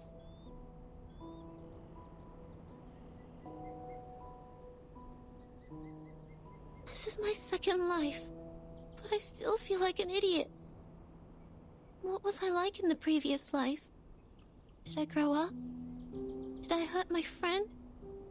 Did I have fights with you?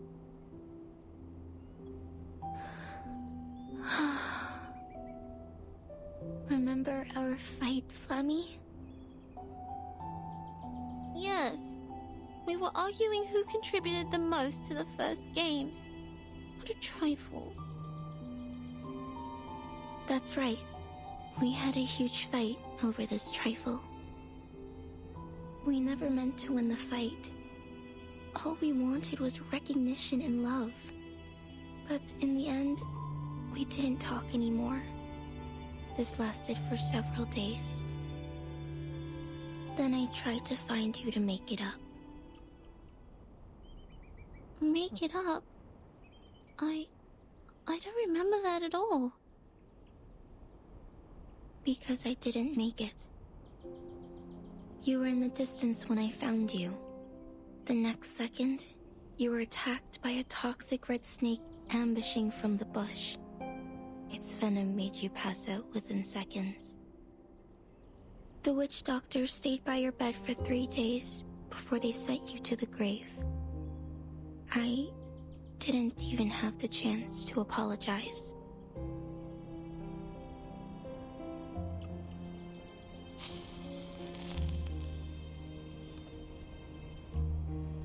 You never grew up, my friend.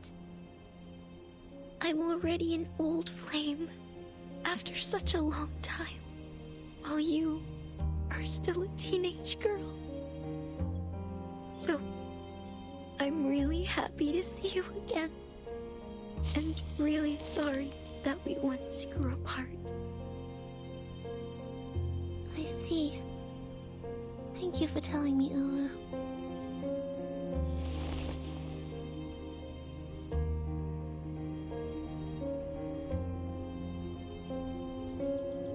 You were in my heart, dear friend. We once burned together as a whole. No one knows my heartbeat better than you do. I will grow up as you wish. I will find Ezra and make it up to him.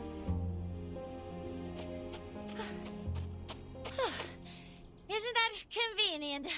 Here we are.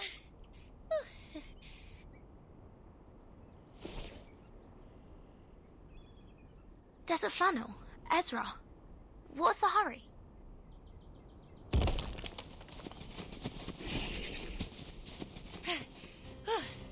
That was... Hell, those guys were chasing us like crazy. Anyway, that's why we are out of breath. A paparazzi was following us, and as we were running in the desert, we ran into a bunch of thorny devils. I see. We'll deal with this problem before we talk. Give me 5 minutes. They will no longer be a problem for us.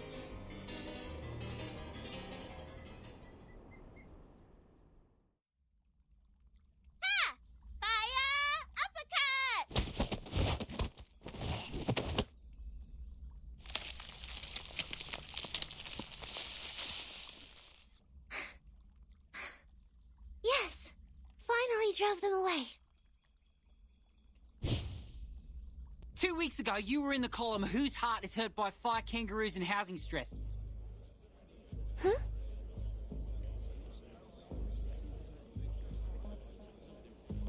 Would you care to make a statement? That was just an accident, not a misconduct.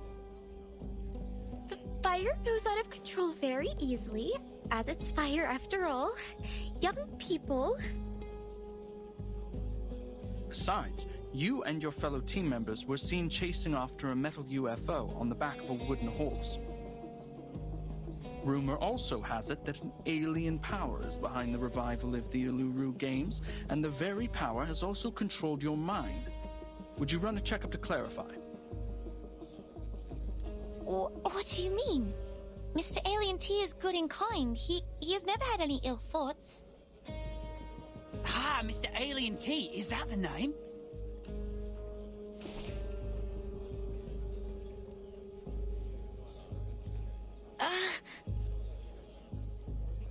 So, you've known this alien well. Are you involved in the evil plans of taking over Earth? Are you an evil scientist? When and where did you first meet this alien as an evil scientist working for Laplace? What was your first thought of the meeting? The answer is much simpler than you think.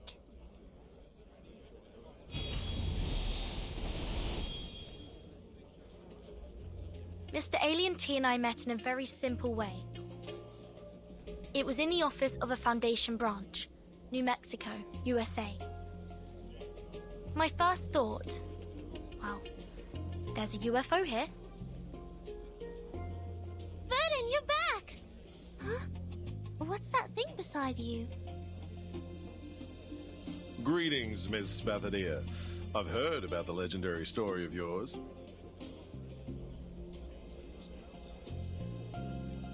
He's a hat. as well as a helping hand.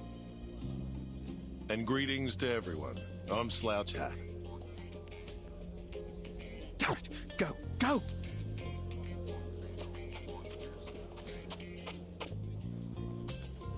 Unlike them, I'm sure most of you in the media industry know, or at least have heard of me.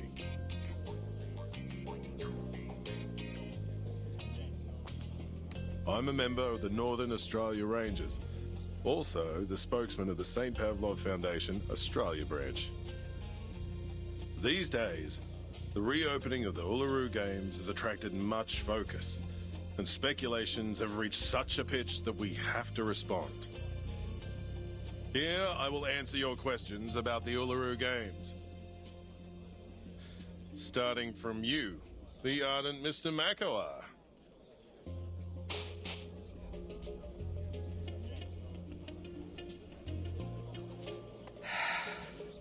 Of course. It's my pleasure.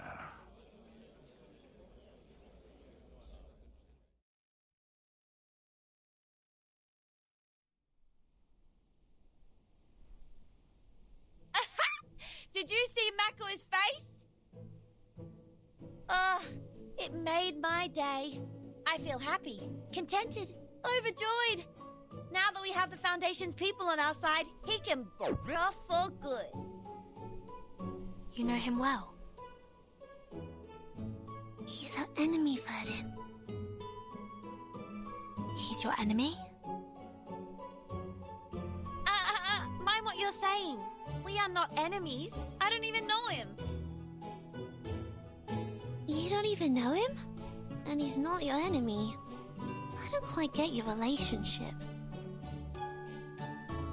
Things can be complicated between men and women nowadays. You're still too young to understand it. Don't worry, you will get it at my age.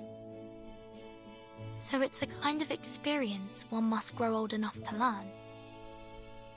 The current life expectancy is 50 to 75 years. I don't think I will ever reach your age. No. Don't put it like that. You're confusing the kids.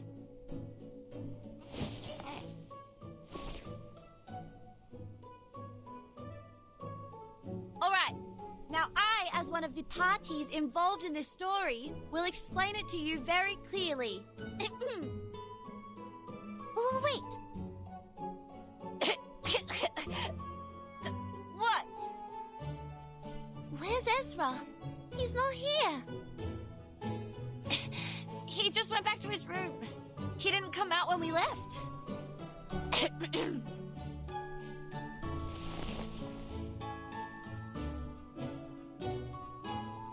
Are you going to talk to him first, or will you stay for my little anecdote? I won't tell the story again. It's way too embarrassing to tell twice.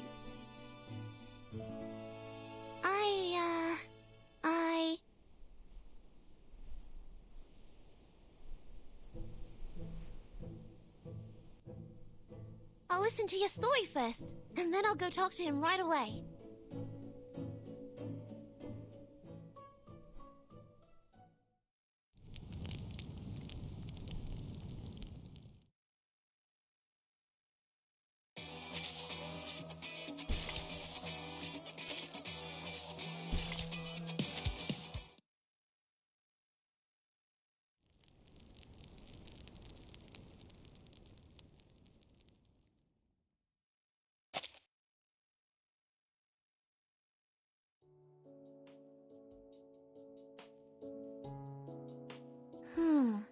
Lights? Checked. Width of the entrance? Checked. Support structure for the ceiling? Checked. Camera parrot for broadcasting the games? Very fluffy, so checked.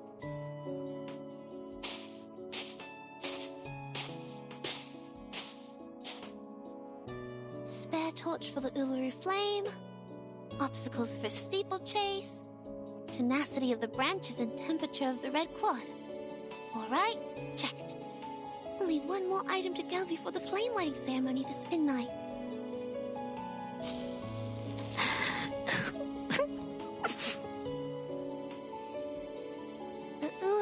game. Huh? Ulu, you alright? What's with the tears? Did I make you sad again? No, nothing. I just have sand in my eyes. Sand is common here. It gets into your eyes very easily. Just like when my granny saw me walking for the first time. Young lady, you should have preserved the dignity of this old flame. You burned me!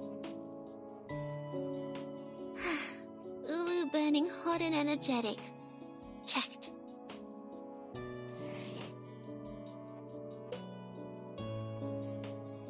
Safety factor of the field. Checked. Laplace really did us a huge favor. Shame I haven't had the time to talk to Ezra since we had that fight. We were both busy, and when we met, it was... What? You haven't talked about it? But I didn't feel anything wrong between you two. We did make up, that's for sure. But we never really talked about the fight. It's like you break your knee and just cover the wound up with trousers, as if it had never been there. You may feel fine when you jump and run, but it hurts whenever you sit down for a break.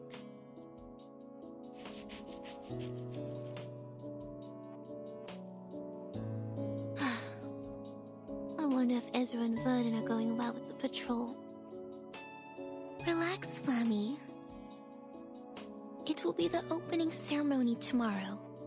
Our checklist is even more intricately designed than a robe made with pine needles. Besides, the bunyips haven't turned up in quite a while.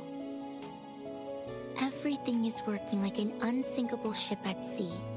There isn't anything that may cause it to sink. Alright, but the last ship that claimed to be unsinkable... what was it called?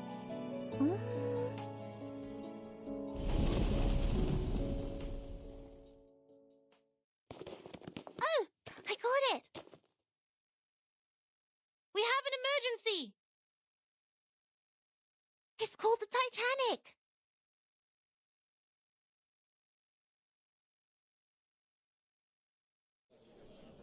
I've bought tickets, let me in! I came all the way here just for the Uluru Games, because you said that it is open to all for the first time! Everyone, please be patient.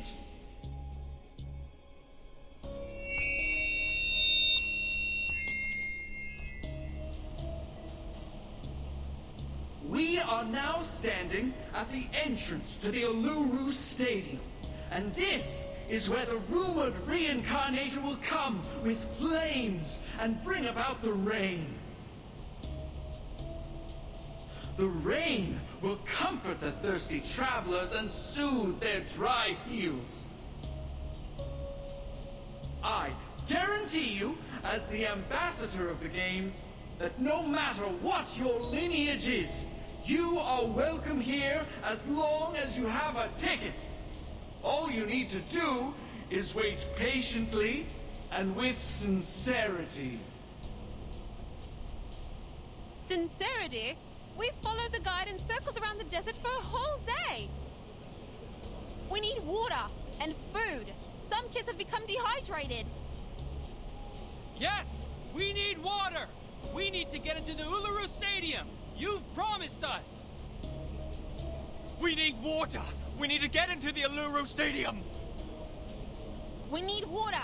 We need to get in the Uluru Stadium! That's right. Yes, that's right. Revival Squad, I'm sure you will enjoy this gift from me. We need water! We need to get to the Uluru Stadium! We need water! We need to get to the Uluru Stadium!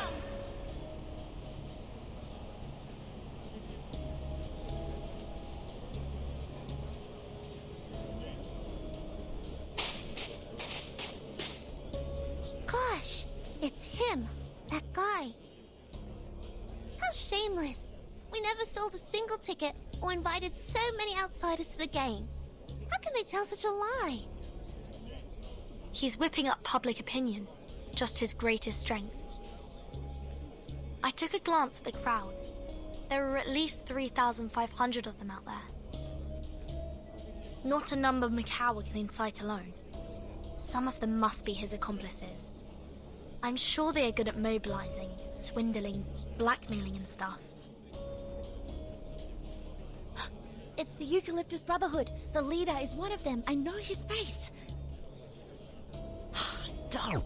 Seems like they're not going to make this easy for me since I took their tickets. And there's Makawa. How convenient for them. We can't just leave them here. Outside the stadium, they have no food or shelter. They'll suffer sunstroke in no time. How are you going to handle this? Desert Flannel, do you still have those fake tickets? Yeah, why? Sell them. Excuse me? I thought you knew that I'm not doing this for money. I'm doing it for... I know why you need money. You've always wanted to buy the house where your grandmother spent her life and raised you. It's important to you, just like the Uluru Games to me and Ulu.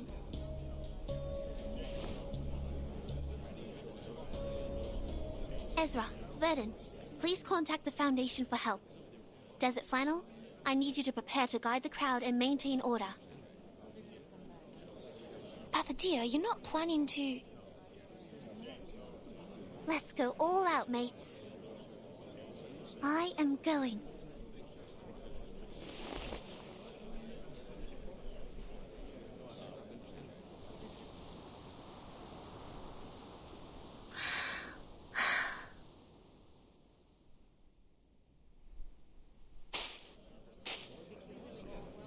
Everyone, your attention, please.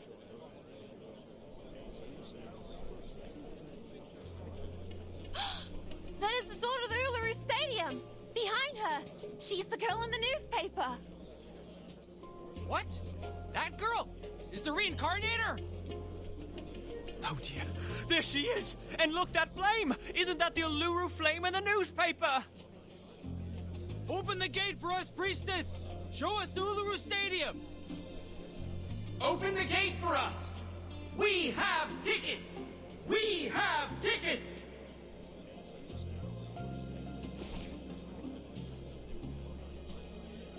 Open the gate for us! We have tickets! We have tickets!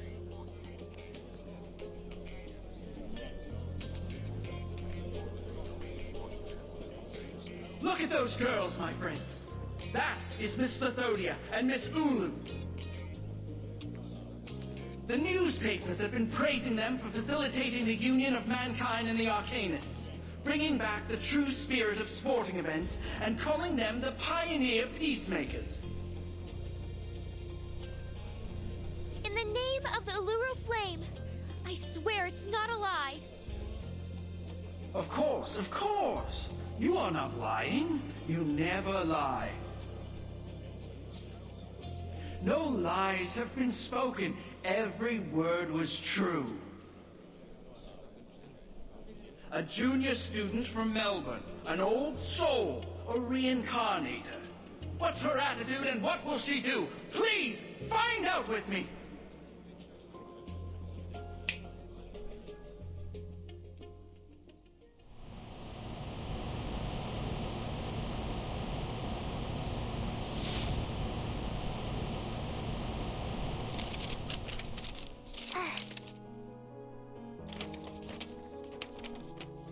Humans? What are they doing in the stadium? The world is full of sports games for humans, one after another and another. Guide Arcanum with science, tame the orderless power with sense, and now they're even taking away the Uluru Stadium with metal bars.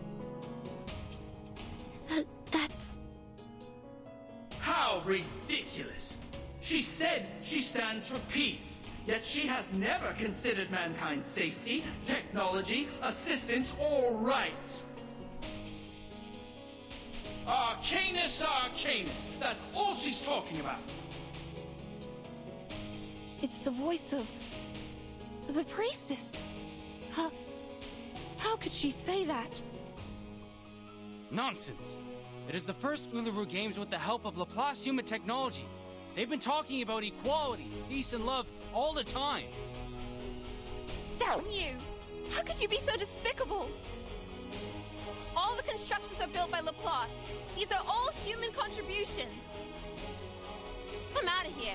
It's not the Uluru Games. Not the one I heard from my grandma at all. We should believe that. She's an honest girl. She would never have lied. Miss Spathadia, did you really say that?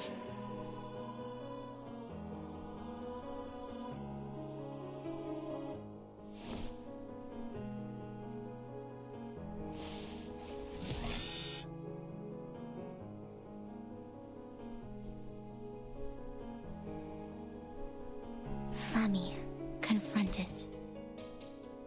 Light it up, conquer it, and make it burn. I will. I know what my duty is.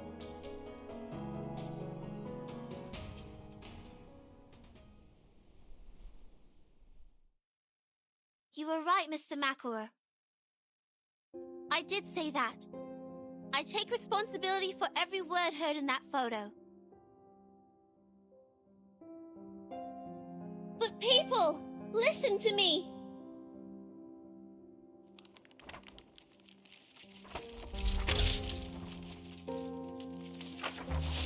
Those words are wrong. So am I. I am a fool, an idiot, the stinkiest rotten egg in the kitchen. I've seen countless humans on my way here, from Melbourne to Alice Springs, and then Uluru. I've met the construction team from Laplace, the receptionist at City Hall, considerate doctors, and my first human friend, my good friend. In the past, I saw humans as the other kind. I thought they were unreasonable, cruel people who deceive others with bureaucratic jargon. But now, when I think of humans, I am reminded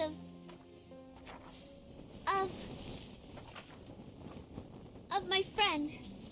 My gentle, brave, smart, selfless, clumsy human friend.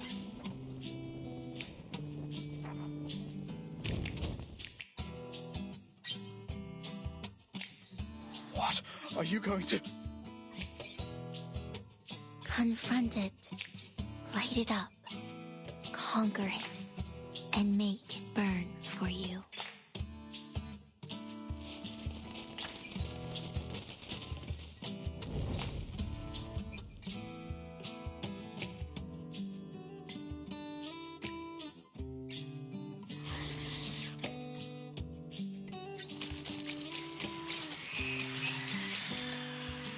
And I'm willing to believe everyone here loves sports as much as I do. I must apologize for being an idiot with such a narrow view. I'm sorry. Now, I hope everyone can enjoy pure sports and have fun sweating. Those of you who have tickets, please enter the stadium in order. Those of you with no tickets, you can buy one from Miss Desert Flannel for just $1. I hereby declare the opening of the Uluru Games!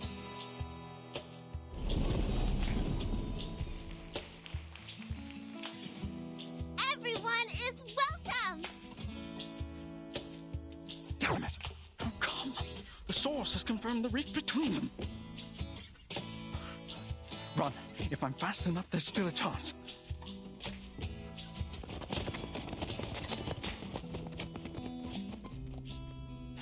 Or maybe you don't deserve that chance at all.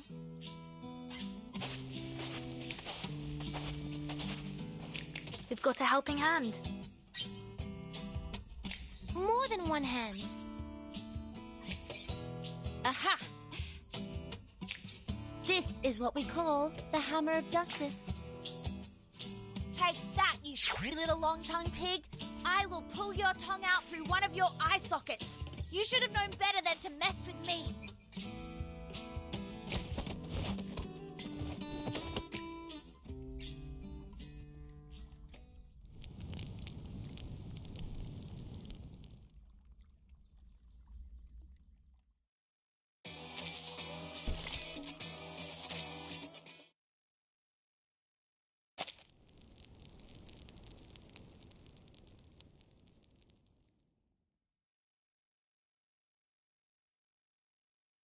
The audience are all seated.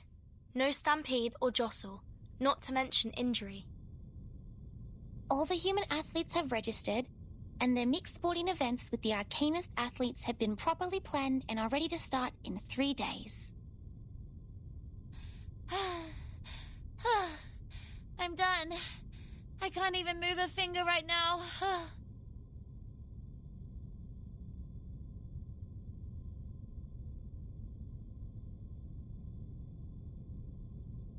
Come on, Flammy.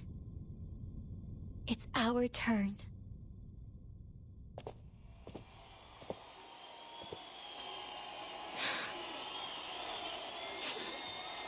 Again, we walk on this glorious path together, Ulu. Run. Get yourself running, child. Light up the Uluru torch, as you have promised. As I have promised.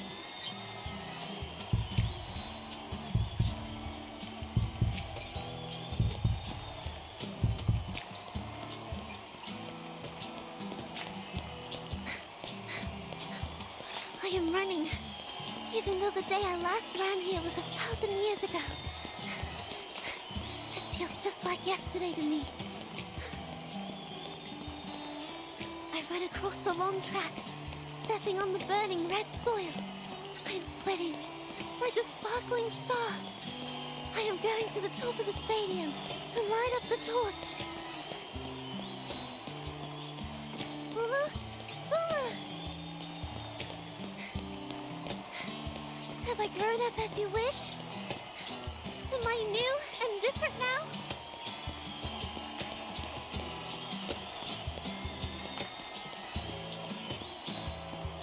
This is just a moment of my life, but I know you've waited 1,000,000 days and nights for it. I want you to be proud. I want you to be happy. My friend, my dear friend. You are already my Flammy, but you are actually more than that.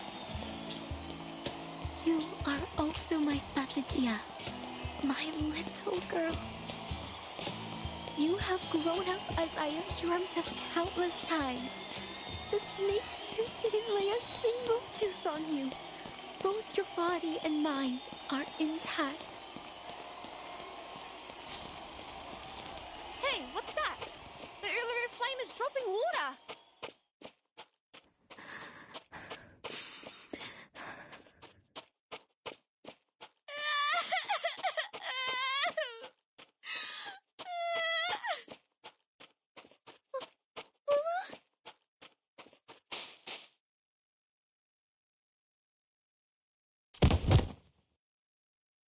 Flame! The Uluru flame, it's...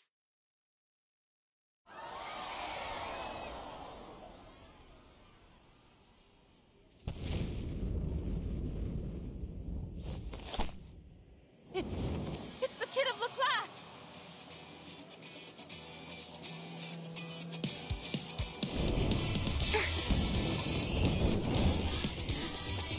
We are here together, time is now or never. In unity we find a way. Now go together, screaming on the sideline. Flame! The Uluru flame, it's lit up again!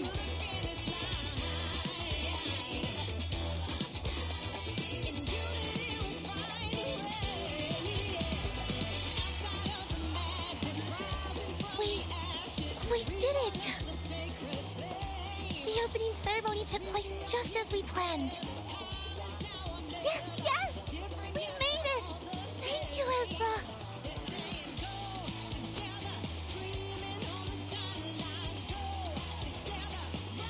The flame is burning in your hand. You share the same thought, don't you? It wouldn't have burned on you if you weren't wishing for the game sincerely. Yes, I do. I want it to be a successful event. It's important to you, and so to us now.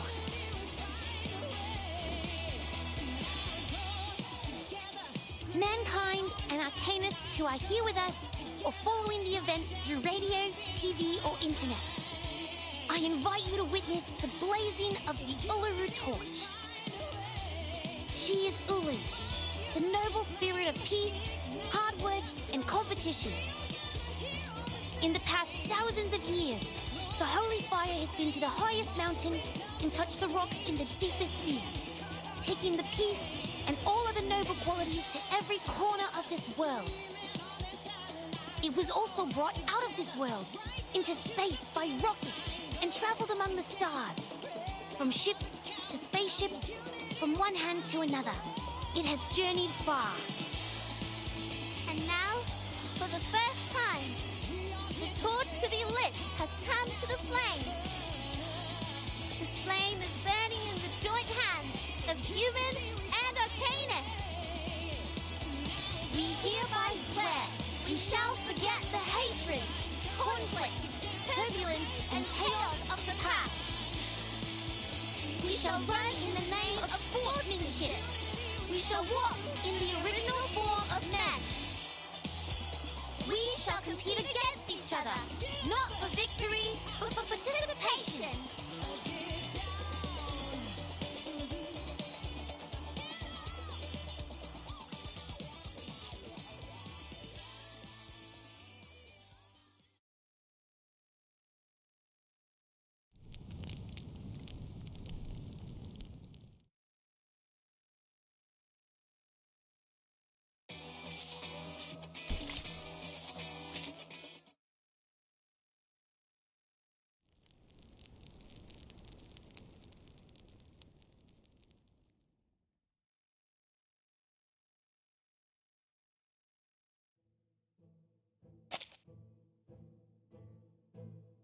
So, did Miss Desert Funnel go to the hospital to visit Mr. Makua?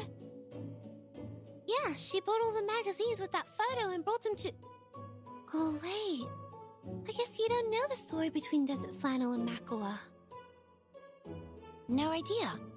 I was in my room pondering what happened that day.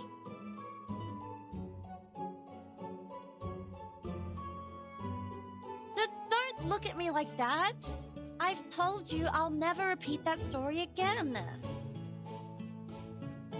Okay. I guess it doesn't matter if I never had the chance of hearing it. It's just a story.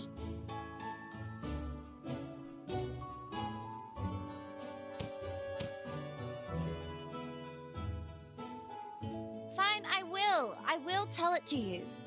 Come over here, kid. You were so kind.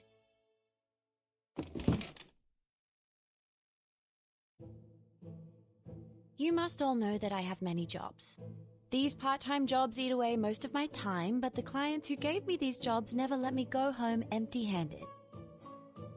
If you were me, you'd know that if you are willing enough to take as many jobs as possible, you'd meet some strange clients.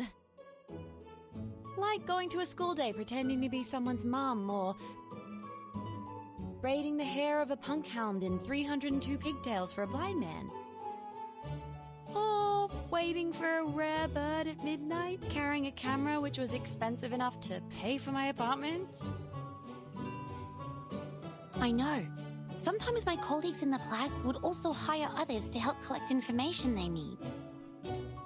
But if we have the time, most of us would prefer to take a walk in the forest and try our luck. Yes, that's exactly what my client said. He paid me well for the job. So generous that I stared at the dark and waited for that pink torch hummingbird to show up, despite my bloodshot eyes. 1 day, 2 days, and 3 days passed. I didn't even see anything like it. But I saw a wonder beast just as extraordinary as the hummingbird.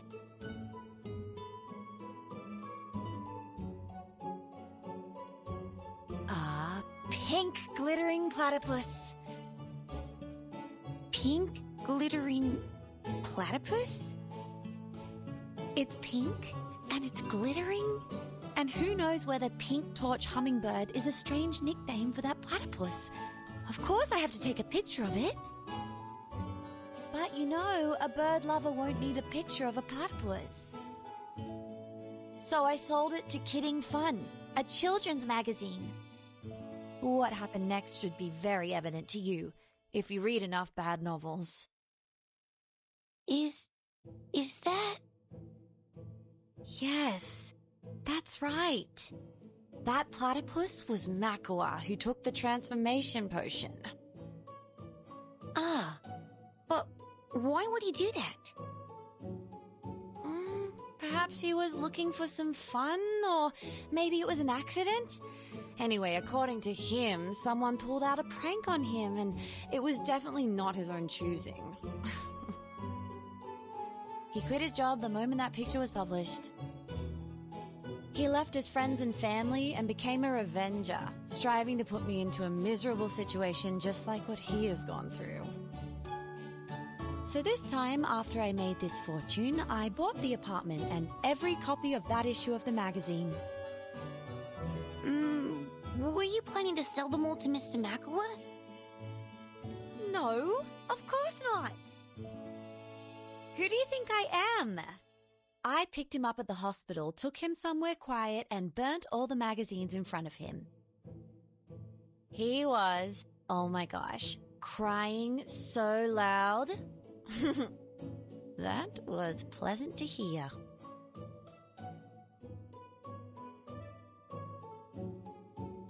Ms. Desert Flannel, Ms. Fatherdeer, and Mr. Ezra, the interview is ready to start. Please follow me to the stage. Ah, yes. In a minute.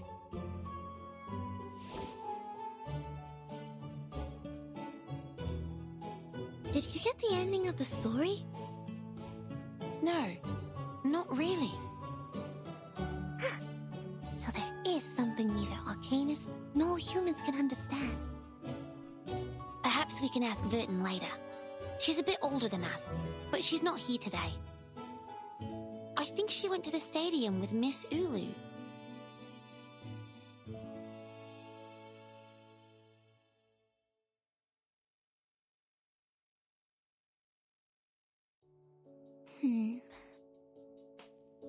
The gold-swallowing crowd, the apocalyptic hedonism, and the adventure on the island of numbers.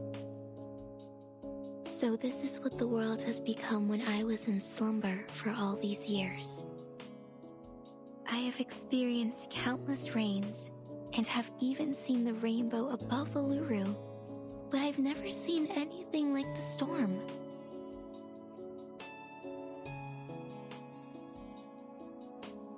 I can't believe it just changed everything so easily. But the Uluru Stadium is still here.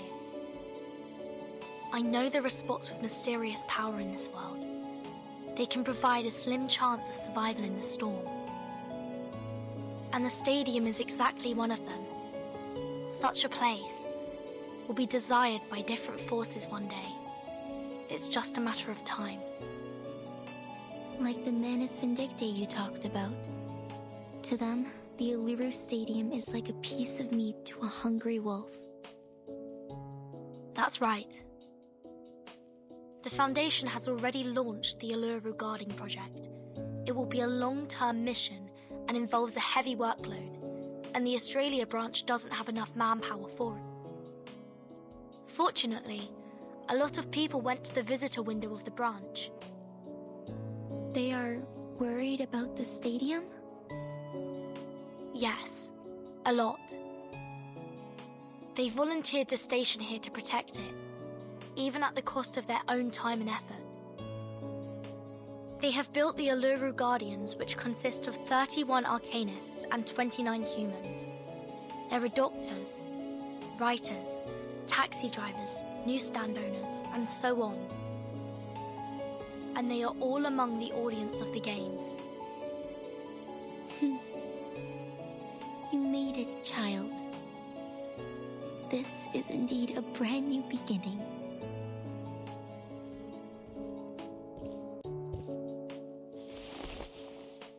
That's why I want to keep it here.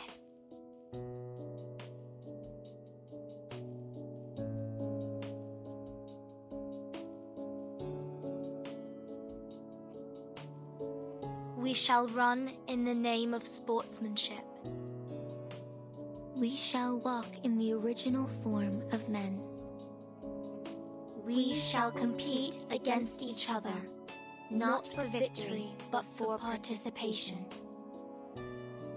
By both human and arcanist.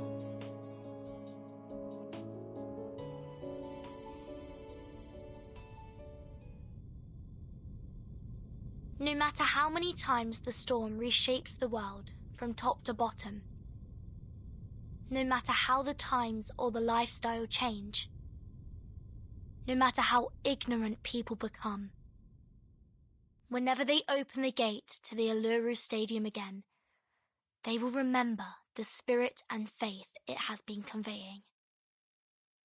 Things will change in the unstoppable river of time, yet the Uluru Stadium shall remain forever.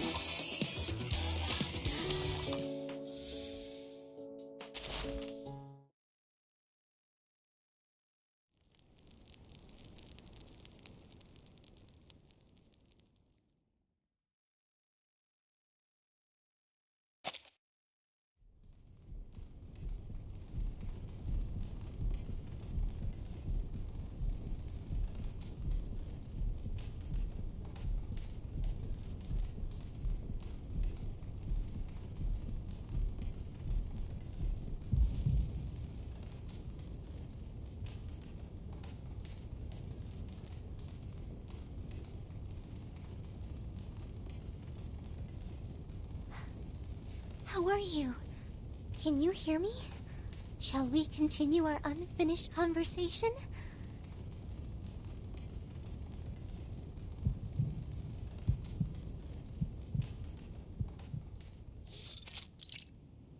Huh?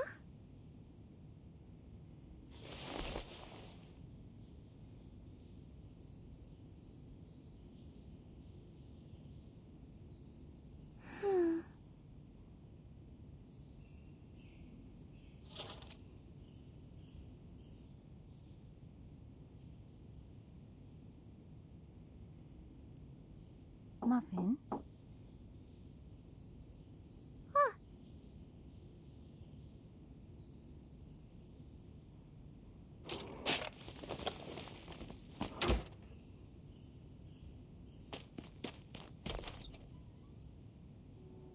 Honey?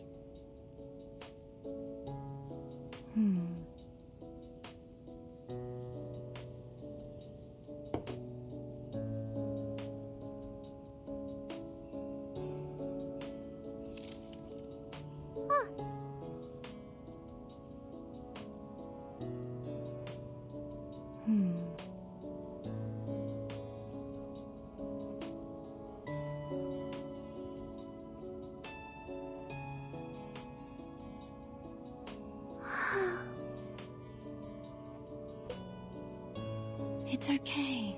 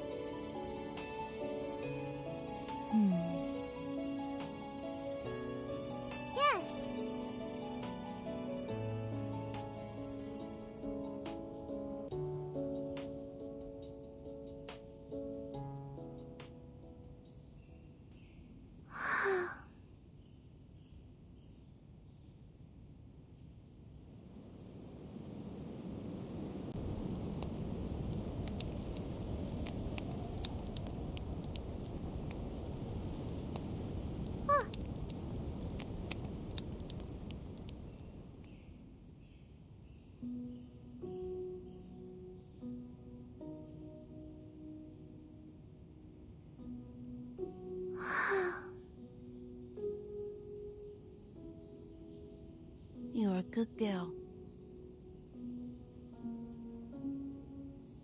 It's okay.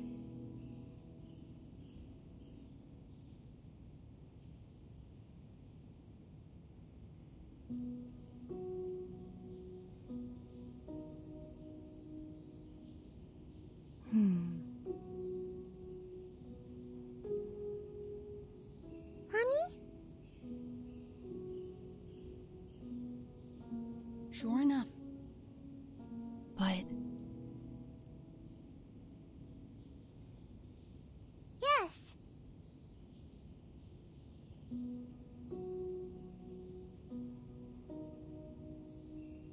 Sure enough.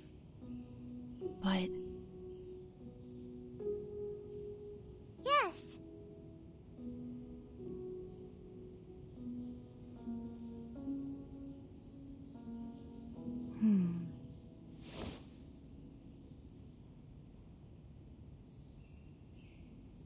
Huh?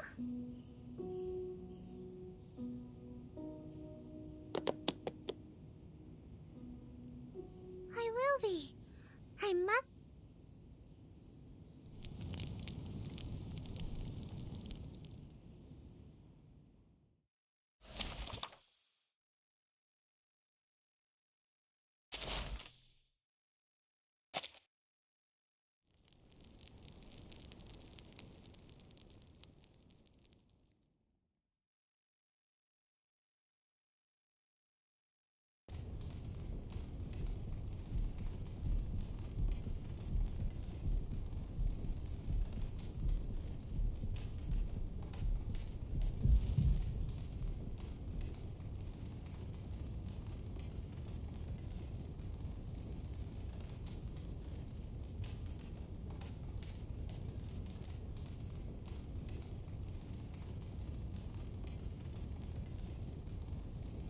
Faster. Even faster. I need to talk to you face to face.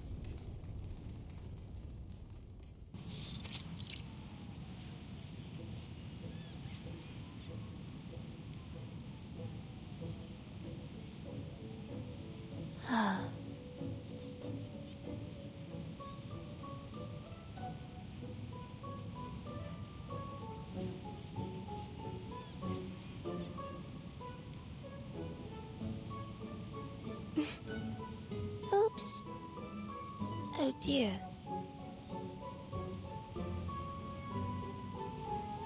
Split the deal!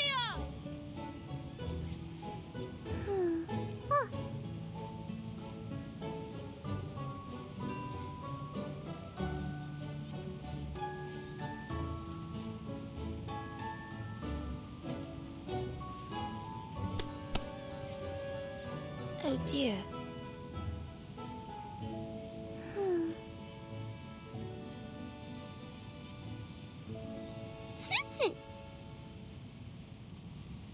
Hey!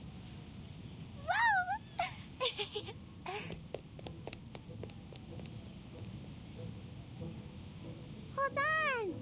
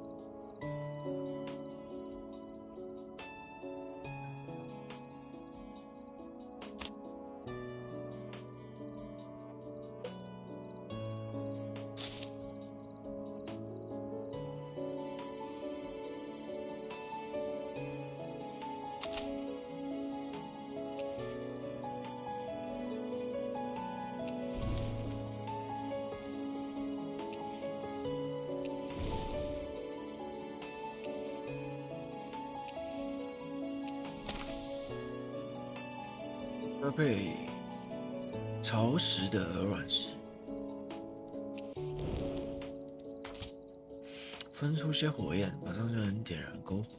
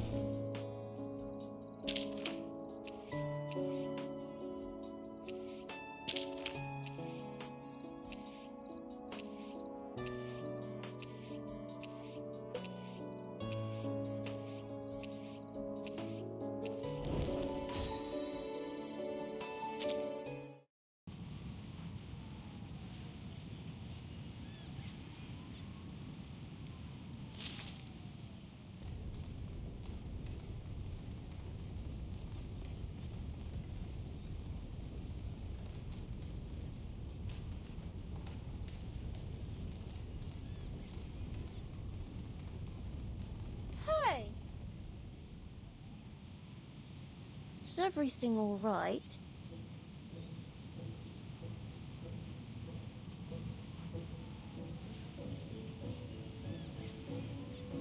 Hey!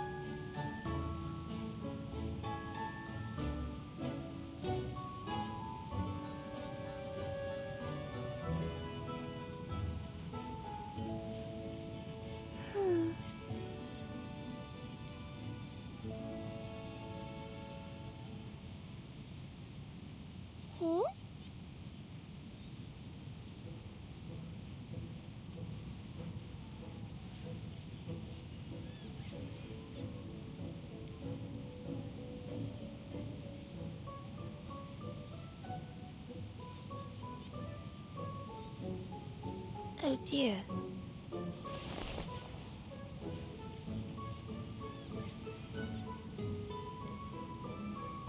Yes.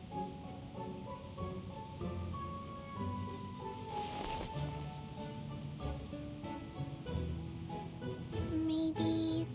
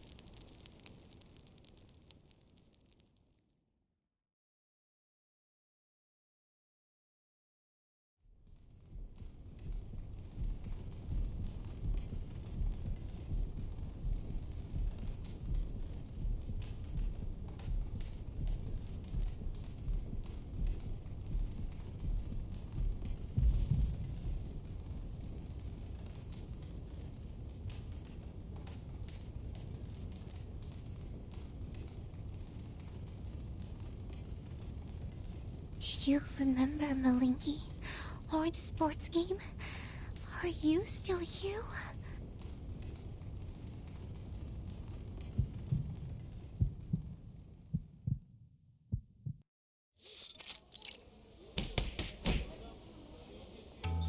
Spathadia.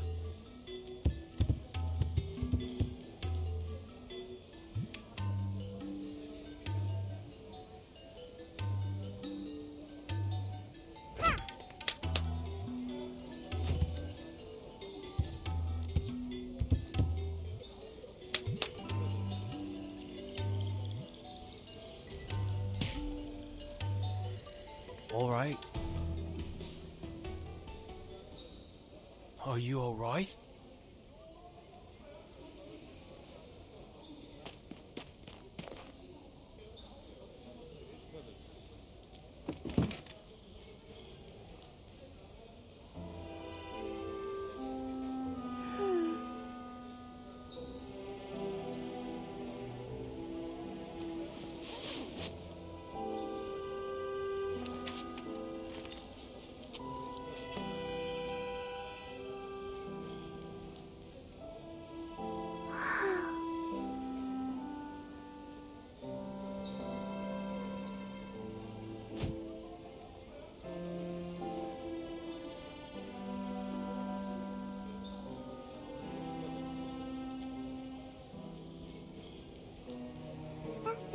Spathadia, be a brave girl wherever you are.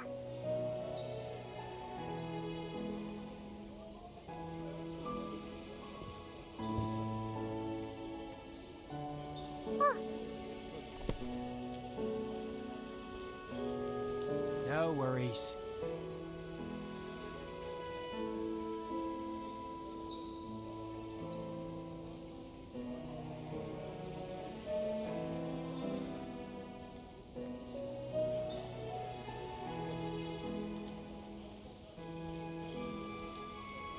Not bad. Huh?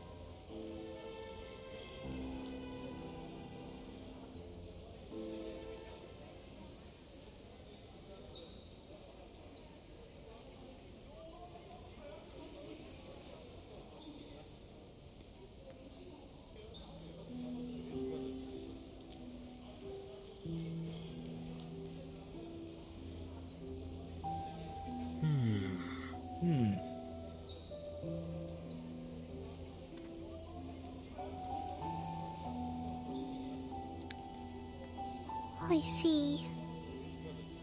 Mm-hmm.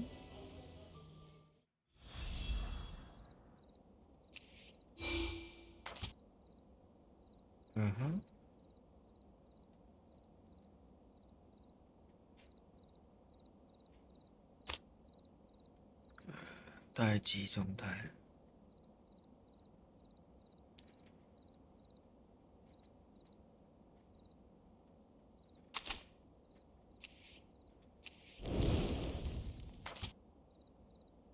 嗯哼。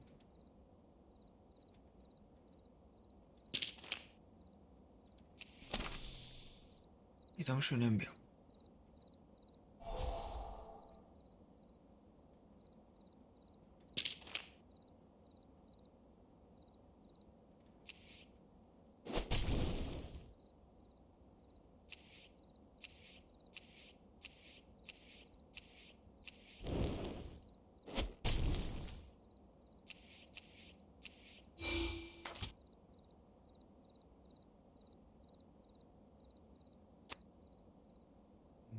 变脆弱。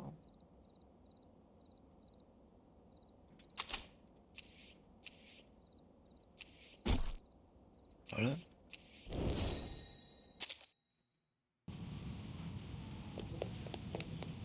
捡完小石头了。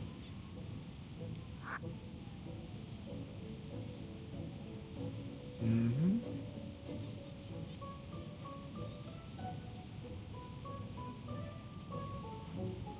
聊聊天。Flammy! Hey! Huh? 哈哈哈。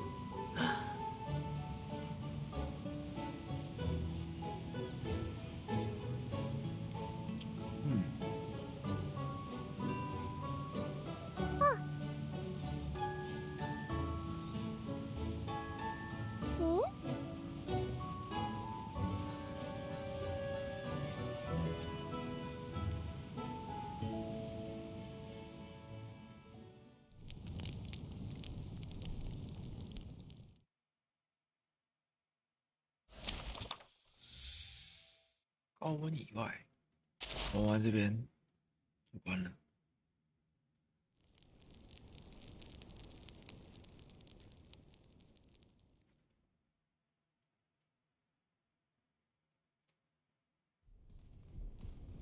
嗯哼。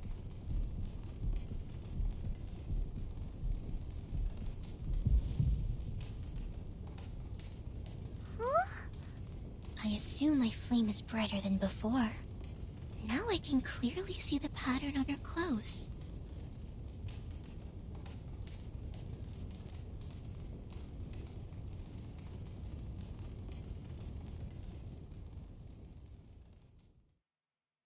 Muffin? 沙拉和牛奶，晚上回来。哦，所以妈妈答应了。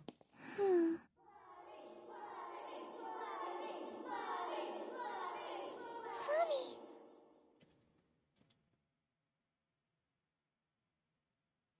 Huh?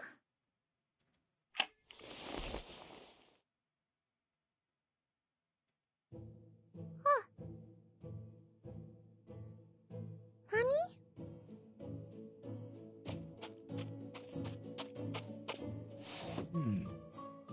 Hold on!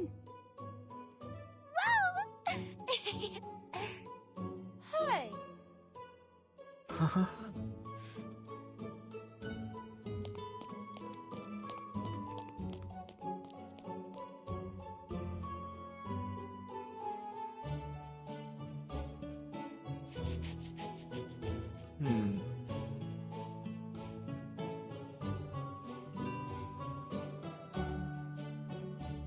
网球赛。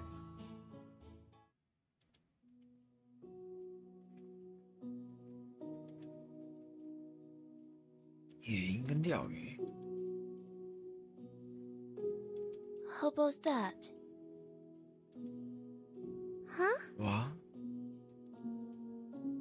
就此分开了。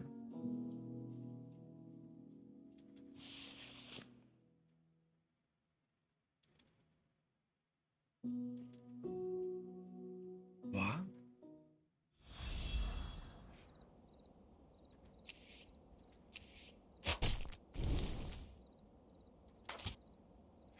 陷阱，不踩到地。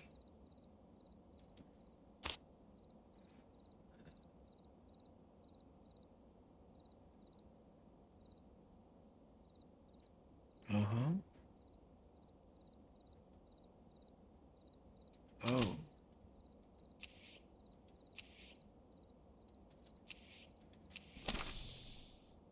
一副很严重的拳套。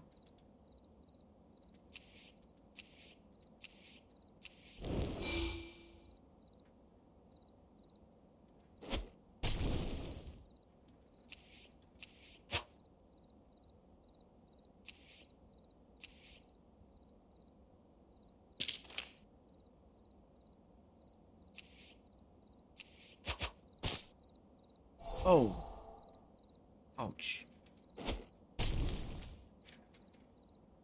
只好走下面这边吧。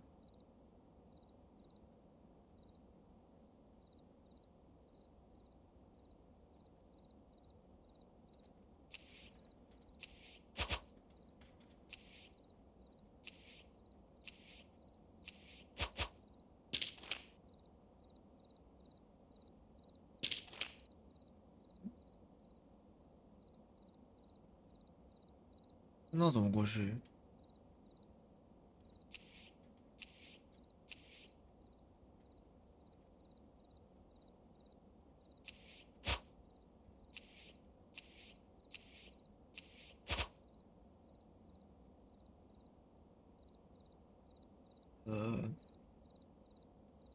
？1、2、3、4，1、2、3、4。OK。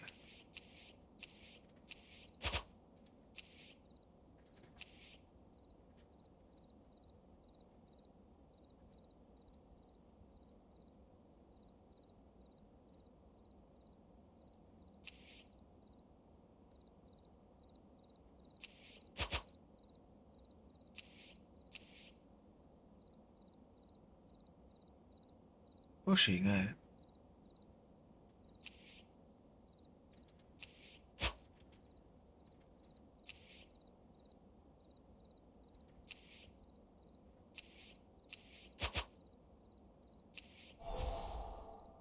不行哎、我怎么过？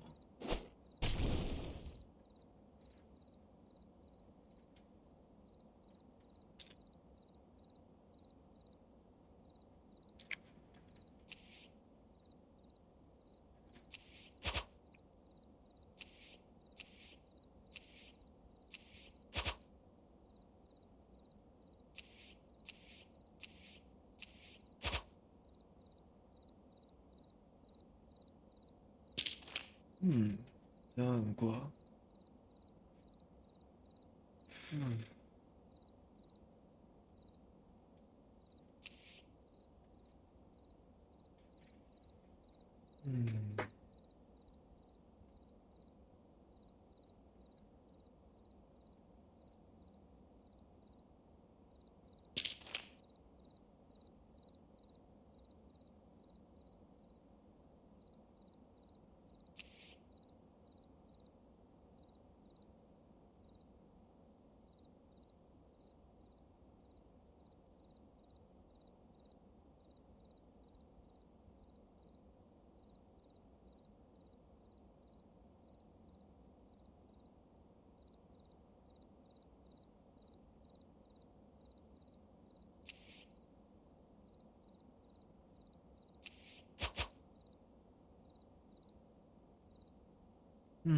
怎么可能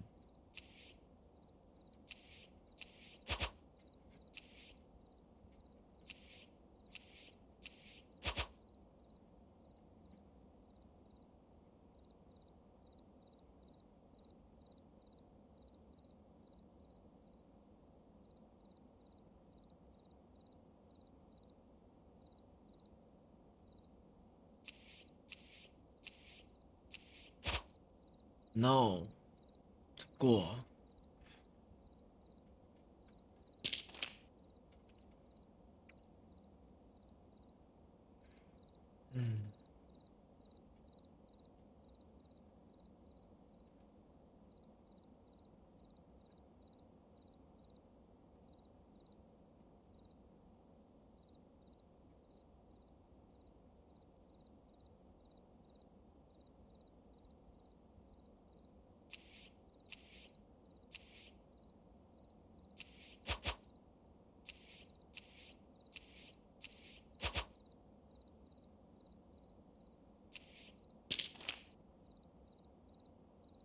太难了吧？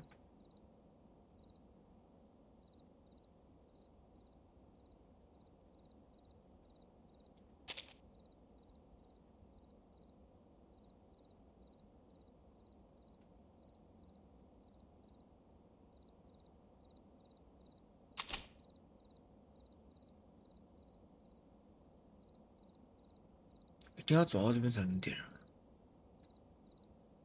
但这次要怎么解决掉？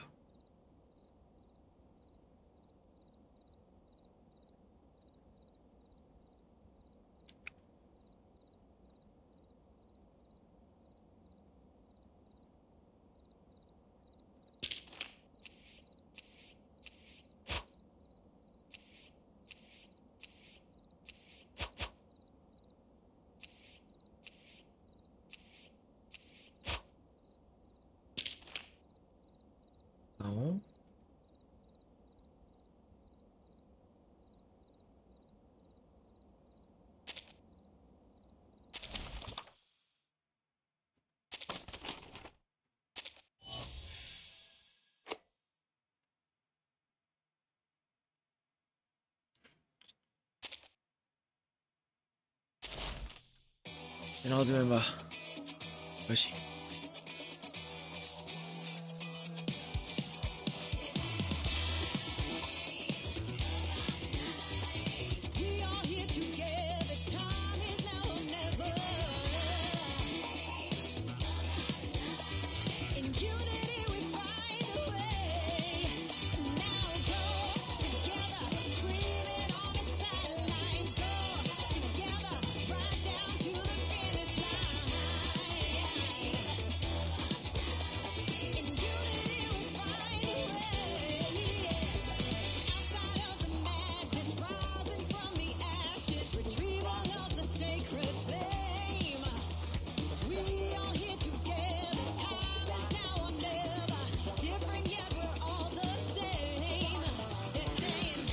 就这样吧。